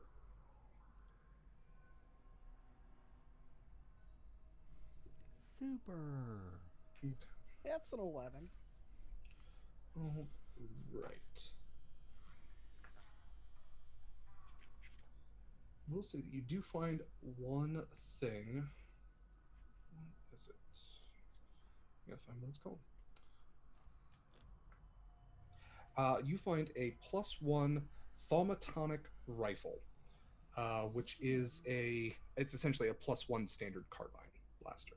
So it's a +1 weapon. So you find that, and then you also find in between the 5 crew quarters, you find a combined total of 50 credits in kind of just loose coin. And yeah, not really much else. There's they have a fabricator much like you do, so it's not like there's a food stockpile. Yeah. And you kind of get the idea that I guess there was the deck of cards where one of them was playing solitaire, but you kind of get the idea that because this was a new crew, because this ship recycled and replaced crew members so often, there's not a lot of personal effects on board. Yeah. So most of the stuff probably belonged to the captain, and unless you're going to pickpocket a half orc with a large blaster shotgun, he probably gets to keep his stuff.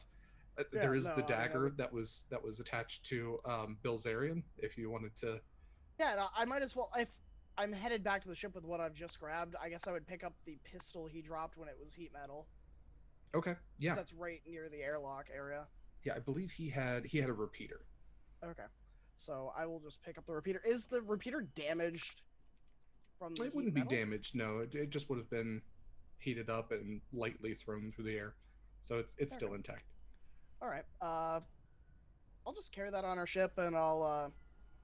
I guess while I'm walking, I'll go on the comms with Homer.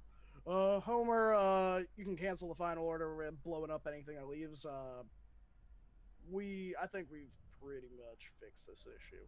I'm coming on board with just some goods. Turn the gravity on, so I really can't move the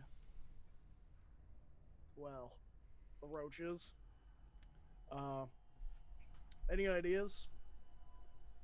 I do believe we have an anti-grav lift in our cargo bay for moving things such as that. Fantastic. I'll be right there, and I'll go grab that and put these away. Actually, can you put when I cross over? Can you just put these in my room? I will be waiting to assist you once you're on board. Fantastic. I'm gonna walk over and I'll make him carry all of the loot into my bunk. Yeah. So once this is like this fluctuating prism of energy, you just kind of like put it inside the hard light structure. It says, "I'll drop this off in your quarters. Congratulations on your haul." Well, thank you. Couldn't have done it without the team and all that. I'll spare you the lecture on friendship or whatever. Oh no, teamwork makes the dream work. I did read that file. Yeah, something like that. Like, the only good friend is a friend that's not gonna stab you in the back. Right? Isn't that a saying? I suppose in some circles it would be so. Alright, well, I'm gonna go get that grav lift. This talk has been absolutely delightful. Likewise, as always, do enjoy the rest of your pillaging. Also, can you cancel the peanuts and trail mix and kind of make what I wanted? I'll put a note. Yes, I will. What was it you were looking to make? I don't even remember. I think you were trying to repair something. Yeah, you were trying Yeah. to mend something. But I Yeah. can't The smoke remember. bomb. The smoke That's bomb. what it was. The smoke That's bomb. what it was. And Thanks, also, Katie. I'd like coffee, cream and sugar. It's Of been course. a long day. A lot of hard work. I like how this is like a highly advanced AI, and Arza is essentially like, ah, yes, butler, Yeah. make me a coffee and take my things to my room. I'd like a massage later when you're free. This Like, thing, I mean, it does pretty much operate like an invisible servant. It's just not invisible. I love it. So yeah, Arza, you get to the cargo bay, and yeah, it's pretty much just it's like a forklift, but futuristic and magical. It essentially operates in the same way as Tensor's floating disk. Space But forklift. yes, but not the kind you'd sit behind, kind of like your one you can. I can't remember what it's Like a called. push but one? Yeah, whatever Yeah. it's called. So yeah, you were able to get one of those aboard the War Dog, and or are you going to be? I guess everybody kind of meets up in the cargo bay. That's where everybody was heading. So by the time that everybody gets there, Arza has returned with the forklift, and if there's nothing anyone else would like to do, you were Oh, able they got to. a dog? Arza, go ahead and roll your animal handling. Watch, it's gonna be a nat 1. Well, never mind, a 19. Wait, can I try again? See, keep, now like, we have that belongs moment to of me? whether Arza hates dogs. Yeah, maybe it's just Arza's form. Maybe that Arza will have to re-roll with every form, but Lockjaw is enamored. Lockjaw just comes like trotting right up and just like paws at you a little bit and just kind of like gives you a soft little "Arf." But I guess it's more like mixed with an alligator, like "Wah!" Okay, so question. Now that we're not like under duress in battle or anything, and he actually belongs to me, can I roll again, please? Belongs to me. Yeah. Just Taylor, Ruby can spend time with Lockjaw, and she can do some training, and she can do some belly rubs. You're And not we my real will. dad. I got you a dog. I'm sorry the dog didn't love you. Okay, that's just can't make the dog love you. Yeah, Okay. And that's what I consent will. checklists are for.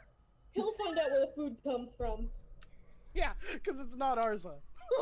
Listen, the important thing to learn about being Wynaunt is that you show up, you give them candy and toys, and you leave, and they love you more than anyone else, although you really don't do much for them. But every time you show up, there's candy and toys. It's true. Animals are the same way. So I'm gonna look at the dog and be like, good boy, good thing. Sit. He's a boy. It sits. His name's Lockjaw. Good. All right. I'm assuming that because Ruby, I think, was carrying him. No, it was padded Oh. along. Yeah, it was Okay. walking. It's about Ruby size. Honestly, Ruby, if you wanted to ride this thing, you probably could. I mean, it's... How big do they get? It's my real I'm question. very small. So I'm going to consider this thing basically the same as like a mastiff. If we're talking about what deity, it's smaller than that, but Speaking Ruby's of a pretty war darn tiny. dog, Yeah, Yeah. I mean, at least it's not a battle croc. It is not a battle croc. It is a battle crocodog. Cool. Well, who wants to push this thing? I did all the hard work, pressing the button, getting underneath the crate. Me, and I'm gonna run off to my quarters and put a towel under my bunk so that Lockjaw has a place to sleep. Oh yeah, Okay. I forgot. But she was scared of him. I will Zama's take care. here with us, right? Oh, I'll take care of the cargo. fantastic job. You know exactly what to do under these types of situations. I'm gonna crawl on top of it on the box. Like it's a solid, like a wooden box, right? Like or maybe Yeah, not it's a wood, metal but- container, so you can't really see any of the roaches. But Yeah. like if one you of wanna those be metal able to open shipping crate things. Yeah. Yeah, futuristic, very brutalist looking shipping crate. Yeah. I'm gonna crawl on top and let him push me along with the box. You're like laying like on top of like a piano, just it'll just be like a metal ape just pushing the thing along. And ours is just lying there, and all of a sudden a microphone appears out of nowhere. oh hi, I didn't see you there. Oh, Hello, friends. darling. Luck be a lady. All right. You are able to transport the roaches easily back onto the Odyssey, and get it into the cargo bay. Did you want to try and steal the other two cargoes? Um, I think when I opened them, I would have taken like a handful, like not enough to ruin his sale, but enough that I could make like jewelry with a fabricator if we upgraded it. Okay. All right. Yeah, So, you shove some into your pockets and go ahead and roll sleight of hand. oh, okay. Ah, petty crime. Petty Ah. crime. How could I? A 13.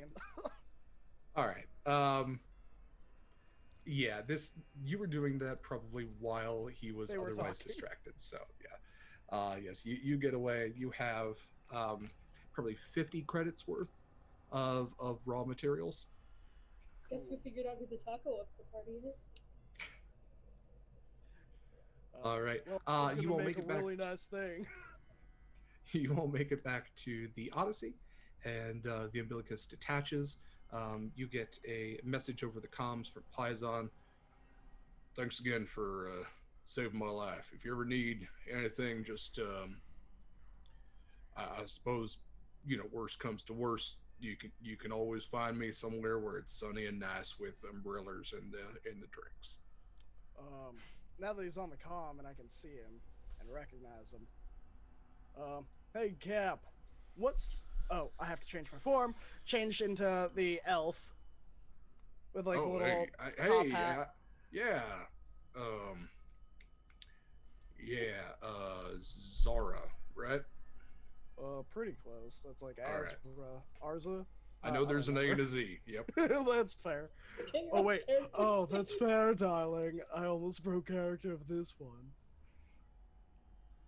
Um, I are didn't you know you were good to? part of that crew. Where were you when were you stealing shit off my ship? Now, is that any question to ask a friend?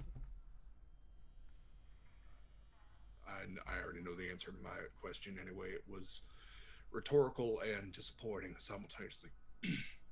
I mean, I don't know why you're disappointed. I mean, to be honest, the go-to answer 4 years ago would have been to just blast your ship out of the sky the minute I disconnected and called it good. Yeah, I know your school of thought on shooting first, but what can I do you for, Arza? I'm just saying hello and safe travels. Are you good to drive? Yeah, I'm gonna travel to where I think it's safe and just take quite a long rest, but I'll be all right. You be safe and don't let Red send you on any missions that are too dangerous. All right. Yeah. You got any dirt on him while we have you here? I mean, he's a shit human being or halfling, I suppose. I mean, that's fair point. It's a large galaxy. At least 75% of it's full of shit. Yeah, that's Shoot, true. I'm in the elf Everything's form. poop. Am I right? But no, I know Red's part of the firm. You probably could have guessed that. So he keeps dirt on other folks, and for all intents and purposes, keeps himself pretty dang clean. So I would say just don't cross him because you cross him and you got a hell of a lot more to worry about. But just if you owe him a debt, pay it as quick as you can, and get the heck out of there. It sounds That sounds like wonderful advice. I'll make sure to take it. Okay. And he turns and leaves. Uh, while he's doing that, I'm gonna reach in my pouch and pull out a pink umbrella. That's like one of those umbrella toothpicks you would put in a In a like drink. drink, like an ice drink, and it says Paradise, whatever that Paradise planet he was talking about retiring to. I'll stick it between my teeth and just walk off whistling. Yeah, Paradise One. It is an elven resort planet. All right. Um, yeah, you kind of hear just a little bit of grumbling. Of course, you fucking do that. God damn, just as the comms click off. And you all watch as the war dog powers up and goes flying off through the kind of debris field of this ship graveyard. And before long, it is out of sight.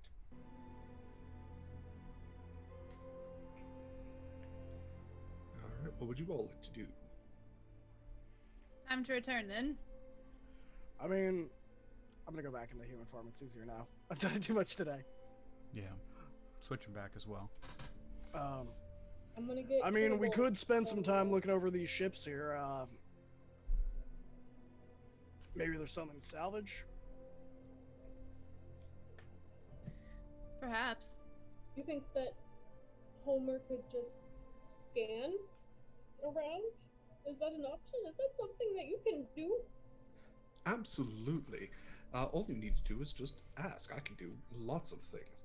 So let me use the sensors on board to see if there's anything that might be further accessorize our ship. Homer, we would be lost without you.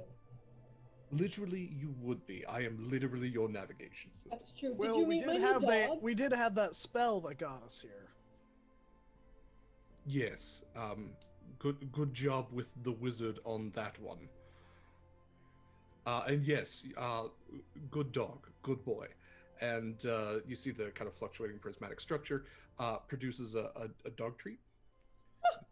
I'm gonna take Just it and give it to him. It's probably synthetic. Okay. Maybe not. Everything's synthetic. look at my trail mix. Yeah, that's right. Everything's made of atoms. All right. So if You do know are- that everything's a chemical, right, Dama? Everything it's is a a chemical. Everything is a chemical. I am aware. I just a little leery about chemicals that are made by machines and not by the verse. I mean, really, the chemicals already existed. It's just a matter of transforming certain chemicals into other chemicals, I think. I take a handful of trail mix and put it in my beak. Uh-huh. Oh yeah. Is that Begr- is that better, trail Be- mix? begrudgingly. Nope, not at all. Does it actually taste different though? Like out of character? I don't know. That would be up to the DM, but I would assume it tastes not as good because I think the replicator stuff isn't. Oh, it's supposed to be. Yeah, it's like the create food and water spell, which means it's bland inherently. Yeah. Okay. Okay. So So it's after actually completing. not as good. Sorry, continue. No, you're fine. You're fine. We'll have to get please, some please, spices. roleplay. Yes. What's that? Yes. After doing my preliminary scans of the immediate ships in our area, I can tell that if you are looking for weapons, there is at least one neutron torpedo, which seems to be in working order, aboard one of the derelict Orcish ships nearby.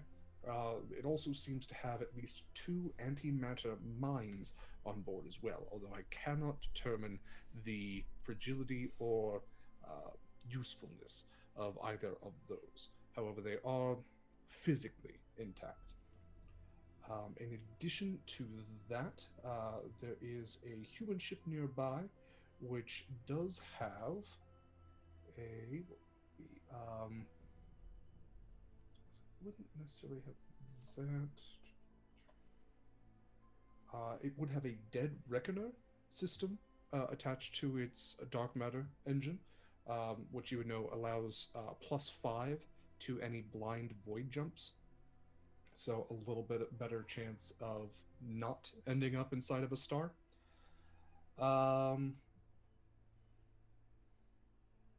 And there also appears to be another nearby frigate, which does have a series of semi-intact repair drones, which could likely be applied to this ship as well. I mean, that dead reckoner and the repair drones certainly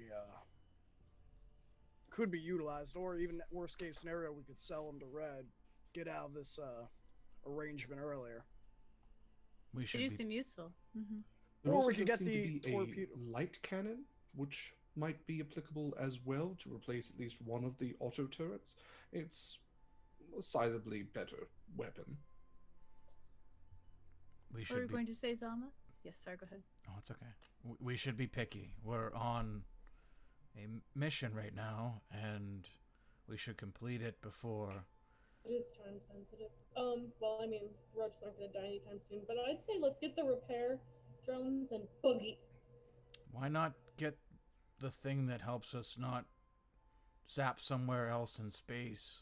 Yeah, I mean, I think we should get both of those two things and then skedaddle. I think we have plenty of time. We were only on board that other ship for maybe like 2 hours. Do I have an idea of how long it will be before the roaches die / go bad? Based on what information he gave us? You would probably know that Red wanted you to return and or unload them within 24 hours. That roaches don't last too long in space. How long? And has it you been? can contact Red should you want. I'm sorry, Graham, what was that? How long has it been? So for your travels there, would have been probably about 2 hours, probably 2 hours on board. It's been about 4. If you were to, for everything you're trying to get, it's probably a 4-hour process of detaching and getting that item on board, because you probably wouldn't have the skill or the time or the tools to like attach a weapon or anything like that in space. It would take you'd probably have to take it back to Racket. He would have to do it for you. 4 hours for the dead navigator and for the repair drones and the light cannon? 4 hours for each. So if Each you're thing. you're basically Okay. floating in space using what tools you can to carefully detach something and then also transport it from one ship Okay. to another and get it into the cargo bag. So theoretically, we could take 12 hours, get all 3 things, and we'd still have 6 hours left. Yeah. To Up. unload these things once we get back. Optimistically. Yeah, we can Should. take it one thing at a time, and if we run out of time, we leave whatever we don't have time to get. Yeah, I mean, I doesn't can- make sense to leave it around to rot where someone else is gonna get it. We have time. We can contact Red and say that we have them. If need be, if he wants to reclaim these things earlier, I'm sure he has plenty of suckers to meet us halfway. If that is your prerogative, my prerogative is just say it was a bit harder of a job. Take the stuff here and then go. Because we owe that guy nothing. Except for the ship. And not killing us. Mine is preservation of the crew. So I don't know how that aligns with. He wasn't concerned about the crew. He wasn't. He- He no, pretty concerned. much said he didn't want them to be alive. Our crew. Oh, Oh, he doesn't yes. care about us either. I mean, No, he doesn't. soon as- But so I'm saying I don't care about looting or taking things of value. But if we're gonna grab anything from these other ships, it would be nice if it benefited us as a crew. I To- see, I see. Preserve our lives. yeah. Navigator, I believe, would be the prime goal in that sense. Yeah. I mean, the repair droids are going to help us if we ever get shot at and suffer damage to the ship, so that will keep us alive much longer. The That is kind of the cannon, reason how we got into this situation. yeah, and I mean, the cannon's gonna help us if we ever get in a dogfight with something that's a little more scrappy, I'm assuming. So we start with the navigator, move on to the repair drones. If we have time, we take the light cannon, and then we head back. Yeah. Should we need to go on the outside into space? I can We have and space suits, yeah. okay. Let's say I can facilitate if things go wrong, if we need to be able to survive out there for a period of time. I think long enough to accommodate these missions. Yeah, maybe not the whole time. Close. Enough to accommodate us getting back into the ship should something go wrong. Should Yeah. the suits not hold up, we're good. So we can actually get in there and not rely on a bunch of extra shit. I'm glad that we all collectively agreed not to go after the torpedo in the mines. Yeah. Importance. We need to be selective. Alright, well, time's a wasting, eh? I'm gonna go strap on one and start making our way over there. Okay. Do any of you have a circuitry kit, mechanics tools, or ship maintenance tools? Great question. I don't remember. I did not physically transfer. Where is this section that says what you get, or is it just in your background? So your background would give you different types of like the oh, what do you call it? Like the packaged Yep. items. So The But where- packs, yeah. yeah. Yeah. I have an Omni tool. What's an Omni tool? Yeah, I have Tinker's tools. That sounds really Mass Effect-y. An It Omni is, tool yes. is a multi-purpose gadget which contains a plethora of useful tools, small knives of various sizes, a small hammer, screwdrivers, a file, a bottle opener, a small saw, a wrench, a can opener, a wire cutter, and a small set of pliers. It's like a super Swiss Army knife. Swiss Army knife, yeah, Yeah, with a hammer. with a hammer. So let's see. What are the? When my roommate and I first moved into our previous apartment, we forgot simple things like hammer, but we had a Thanksgiving party where we invited friends over pretty quickly thereafter, and someone Mhm. brought like a big ass can of yams and never opened it. And it was a very big, sturdy can. And so when we needed to hammer things for the longest time, because we kept forgetting to buy a hammer, we used the can of yams and we called it a yammer. Nice. That's Was one of amazing. those- And hey, if it ever breaks, yams. Yeah, Yeah. it Derek, never was broke. any of those things you mentioned in artisans? Artisan's tools would be any of the three. Okay. Yeah. So I have one set of artisans tools. So Okay. So did you want a circuitry kit contains like a soldering iron, spare wire. It's going to be specifically for dealing with like the finer details of circuitry. Mhm. Mechanists tools. It's like a compact saw grinder, mill, welding torch, and a mask, auto hammer, lathe. Ship maintenance tools are going to be probably what you would be looking for. That Okay. would be ideal, but the other two also would be helpful. okay, I'll go with the third one then. That seems Okay. Yeah, any of the three, I'll give you Yeah. advantage on trying to detach this stuff because one way or another, you're going to be dealing with the circuitry of it, and you're going to be trying to, physically detach this as well. Okay. Yeah, I cannot find where the bags are, and I'm wondering if it's in character options, and that's why I can't find it. Anywho, so are all of you exiting the ship? I am. I will. Yeah. Okay. So everybody go ahead and roll. You can roll technology or data. And yeah, and we'll see. And that'll kind of determine what you're doing. And if you are using tools, you can do so with advantage. Okay. That is a 15 for me. 17. 18. And Taylor got a M6ANMOOP. Yeah, Taylor got a failure. Oh, Taylor got an How do error. you do that? Did I mess something up? I don't have that. I added it in the tool proficiencies and custom skills section. What do I roll? Just give me some dice. Yeah, you just roll a d20, and if you have proficiency with either, you can Yeah, set the proficiency. And then to it. add your intelligence modifier, right? Yeah.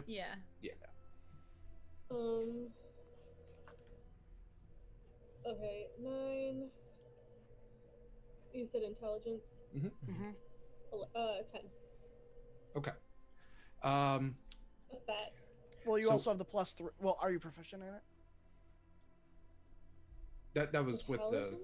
the proficiency Oh. is 10. Okay, so what are you guys going after first? The Probably navigator. Yeah, Mhm. definitely the navigator. Yeah. Absolutely. Okay, so the dead reckoner. Yes, Dead Reckoner, that's what it was called. Yeah. I kept calling it a dead navigator.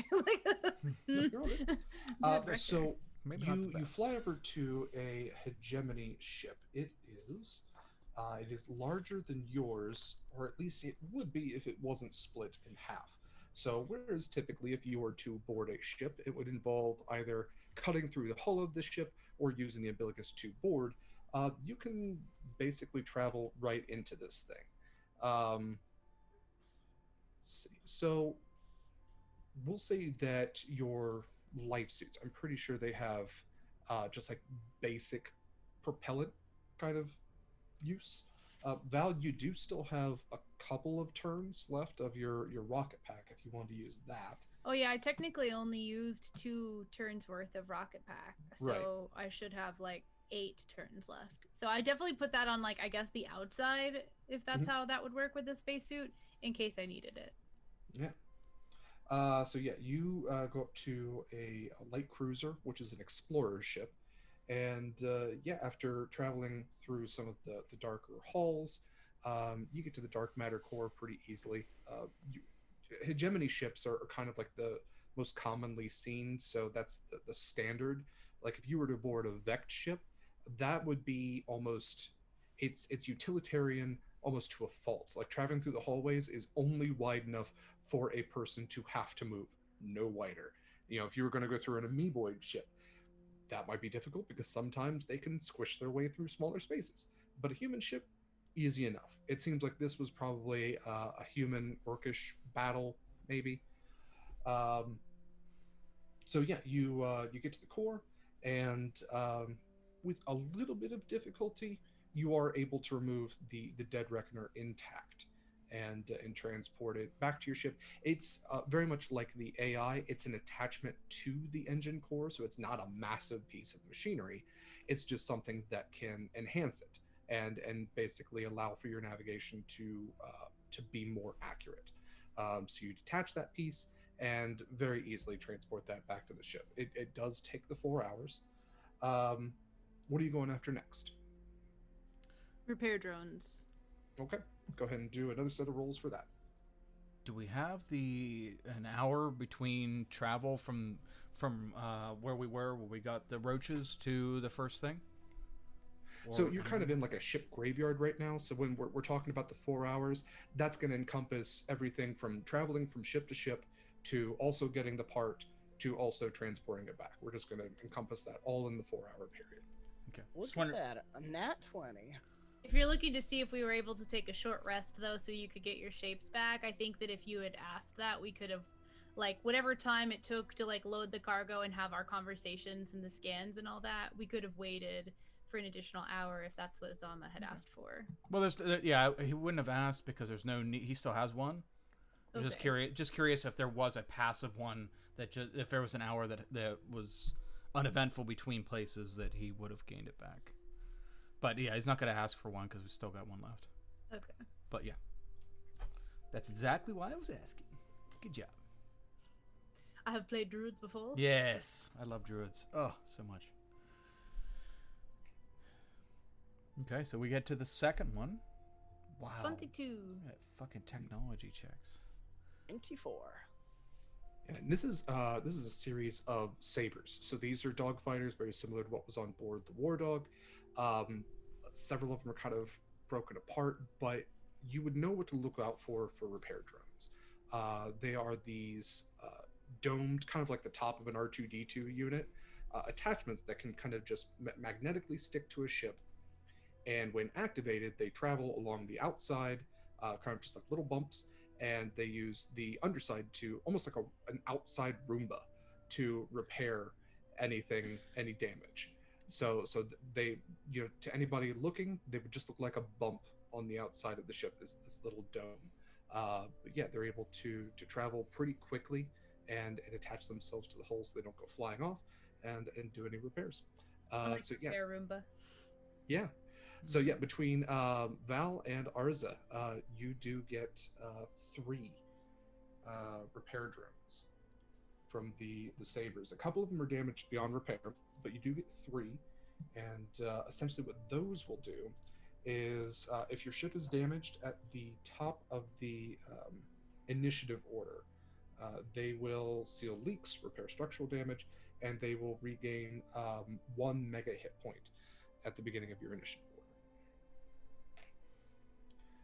All right. Did you guys want to go for anything else? The light gun. Yeah, the light cannon. And that took only the 4 hours too. There were no like complications or whatever. Yeah, with rolls like that. Okay, yeah. Then definitely we'll start on it, and then we'll see Yeah. if we end up having enough time for the light cannon based on our rolls. Yeah. Okay. So the light cannon is going to be something, whereas you traveled inside the ship for the first thing. The second ones was just detaching the magnetic grip on these repair droids. The light cannon is going to be a little more intensive because it's not only attached to the outside, but the circuitry goes all the way inside, and it is large. It is essentially what would be considered large size, whereas the rest of you are medium. So you are in zero G, so moving this thing isn't going to be difficult by weight. It's just going to be kind of unwieldy, and you are going to have to maneuver it inside of the cargo bay. So go ahead and make rolls if you were going for the light cannon.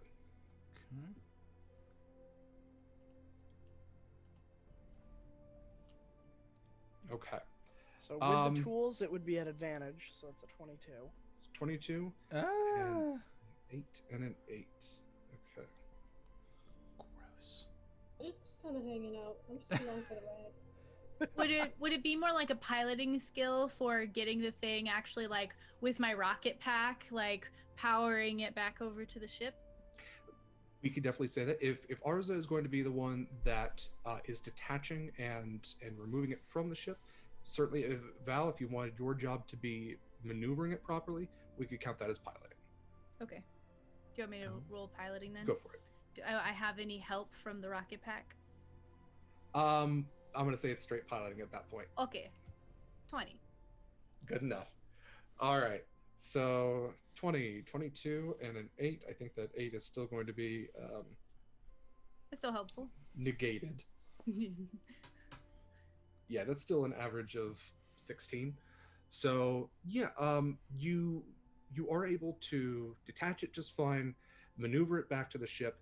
As you're getting it into the cargo bay, as soon as like the depressurization happens as the cargo bay opens, that kind of pushes the gun just a little bit off course from what it was, and you do kind of scrape against the side and leave a decent sized gash in the on the side of the Odyssey.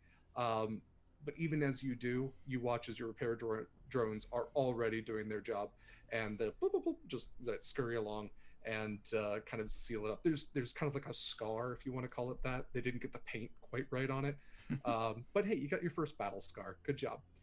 And yes, you are now carrying quite a bit of weight. You have at least 1 ton, and we are going to wrap up soon, everybody. I'm sorry. You're fine. I think you said our storage capacity was 10 tons, so I believe so. So you're probably at half capacity right now. okay. We're relieved, so we're good. Yeah. Yeah. Is there anything else you would like to grab? Nope, that'd be cutting it too close, I think. I think you said there were torpedoes and mines. I don't want to go get them, but as we're leaving, I want to see if Homer will shoot them and blow them up. Certainly. That sounds dangerous. No, it's a little bit of fun. It's a junkyard. You blow It's things space up in a fun. junkyard. Yes. Exactly. I mean, what's the point of living if you don't get some fireworks in space, right? We And just yeah, actually, spent- Graham, that is an excellent thing because Homer can absolutely take over any of the jobs on the ship as AI. So these are. It is an Orcish ramrod, which is a ship that very much looks like. It's kind of structured like a charging animal, like almost like if you know the dinosaur, a Pachycephalosaurus with like a hard head. It's meant to ram into other ships, punch through them, and then basically drop soldiers in through that open damage.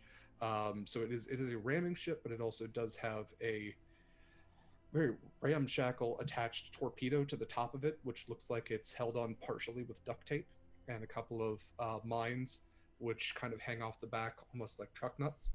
And yeah, as you go to fly away, Homer does some calculations to make sure you are not within range, and he fires one of the auto turrets at the truck nuts, and you watch as the ramrod, the back end just kind of explodes, and then you watch the depressurization kind of implode the front, and the torpedo goes actually firing off, loosing from the duct tape, and hits a frigate on the other side, causing explosion there. So yeah, you get some nice fireworks.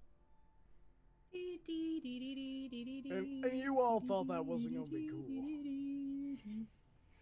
And it is at this point where you start hearing a beeping coming from the comms center, and Homer kind of announces, "There's an incoming communication from Red. Would you like to answer?" Well, we might Yes. as well. Ghost, I'm gonna ghost. shapeshift into Razzle into the halfling form, and Okay. before we answer it, and change my synth weave to be Yeah, that I will usual say you garb. would know that it's audio at this range. There's not going to be any visual because you are too far away. I think Arza is too paranoid to ever trust that. Okay, that's fair because your voice does change from form to form. Yeah.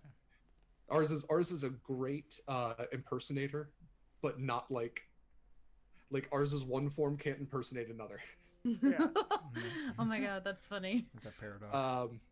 Yeah, you hear Red coming through the comms. There's a little bit of like crackle of the static, and you know there's a bit of a delay. But he's like, "Hey, so just checking in. How's I assume you're all still alive? We are alive. Well, Fantastic. howdy, boss. Yeah. Howdy ho. Did you get my product? Yes, we were actually about to initiate our void jump. Fantastic. Don't come back here. It's fine. I want you all to. I have initiated a sale for this. You are all closer to said sale than you are to me. You all don't even need to do a void jump. It's going to be a short flight, and it's going to take you into elven space. But you're going to be in the outskirts, so it's not going to be a big deal. Do you. Well, boss, do you trust us to make a sale on your behalf? What's the total amount of credits we should be looking to get? And, do we have this information? Do you necessarily believe that we can get more? Oh, Out I of don't your want you to buyer? haggle. I don't trust you to haggle at Oh, all. thank goodness, They have because I already really did not paid. want to. They have initiated the payment because they trust me as a supplier. You are there to drop off the product and don't ask for any more money because they might kill you. I no guarantees on that, but you know, just they're not going to kill you if you just give them if you give them the roaches, everything's fine. But no, they already paid who's the me. I buyer? got my credits. Do we know who's the buyer or what the name of the ship is so that we don't just give this product to some random traveler? Oh, you're not going to a ship. You're going to a moon. They're going to meet you there. I've set up everything. I'm going to send you details of who they are, what you're looking for, and it's one of them outskirts moons, so nobody's really going to be looking for you. So it's going to be nice and quiet. Helpful. We await the coordinates. Fantastic. Yeah, once again, Val, you're an absolute treasure. I appreciate your no nonsense. You're great. She's gonna be a great pirate. She's gonna be fantastic. All right. If you need anything, don't. Bye. And you hear a click. And just after that, you start getting the recipient. You start being the recipients of some data, and you start getting coordinates, which shows that it's a couple hours of impulse from where you are, and it is the moon of a large gas giant. And you also get details of the buyer, which looks to be a dark elf individual. I will have their name next time because I didn't think to get that. But yes, you're going to be meeting with a dark elf on the outskirts of the Elven Empire on the moon of a gas giant. And I think we're going to go ahead and leave it there. We've left it off at cliffhangers for the past couple of episodes, so we'll leave it off on something half decent this time. So thank you all for joining us once again for Dark Matter. We definitely appreciate all of you who stuck around as we went over a little bit longer this time. And thank you to my players for sticking around too. So I will go ahead, we'll go around and have these lovely people introduce themselves, tell us where we can find them, where we can support them, and give any other thoughts or anything else. This is their time to shine. So we'll go ahead and start with Taylor. I'm Taylor. Played Ruby today. I don't know why I slipped into Southern. You can find me on Twitter at Lives and Lemons, or Live Sand Lemons, however you feel like reading it. You can find me here. I've been in chat, again, Lives and Lemons, but this one has an underscore. I am starting to stream. Last week I did Thursday, Friday, well, this past week. Going forward, I will probably do Wednesday, Friday, and then you'll always find me here on Saturdays. Yes, Taylor's streams are very, very fun.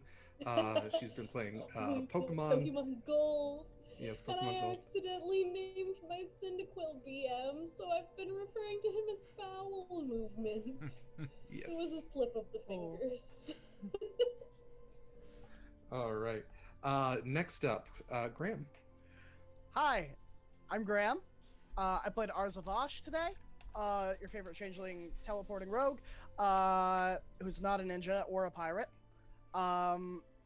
You can find me on the 25th on Open for Adventure, playing in a one-shot in the world of Idios. Otherwise, you can find me on Monday at 2 Eastern Standard on... Oh, I should know this. Welcome to the Party.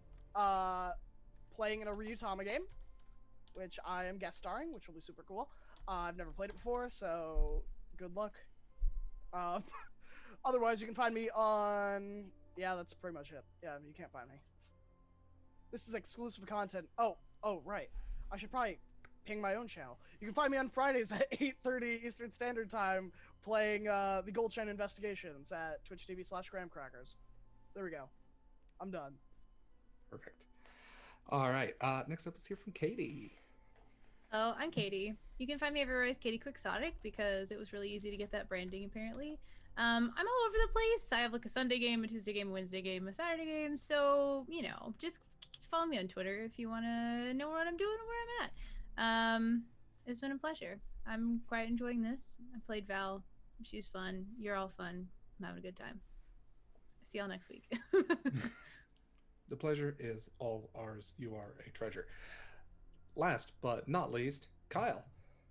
I think what we should do is have you go first, so then there's not a strange switch off at the end. Trade back and forth. Yeah. All right. Yeah. We'll have actually go ahead and do your out, and then I'll do the channel stuff. Hey, me first. Hi, everybody. I am, as always, Derek Sword, your faithful DM for these Saturday games. So glad you all decided to join us once again. We loved having you here. Loved having these amazing players here. If you'd like to follow me on any of the social media, I typically go by dsword16. That's for Twitter, Twitch, and Discord. You can, as always, find me here on Saturdays. Every other Tuesday, you can find me on Uncanny Adventures for a Call of Cthulhu game. And I am also the co-host of the very sexy podcast Monster Crush. Every episode, my co-host Heavenly and I discuss the merits of dating different monsters. Will Mothman get smooched? Will Bigfoot be the big spoon? You gotta listen to find out. So Monster Crush can be found anywhere podcasts are found, anywhere you download them. Episodes come out every other week. And if you enjoy our nonsense, we always appreciate if you rate, review, and subscribe. We always read reviews. So definitely check it out. It's a little educational, a little sexy, always very fun.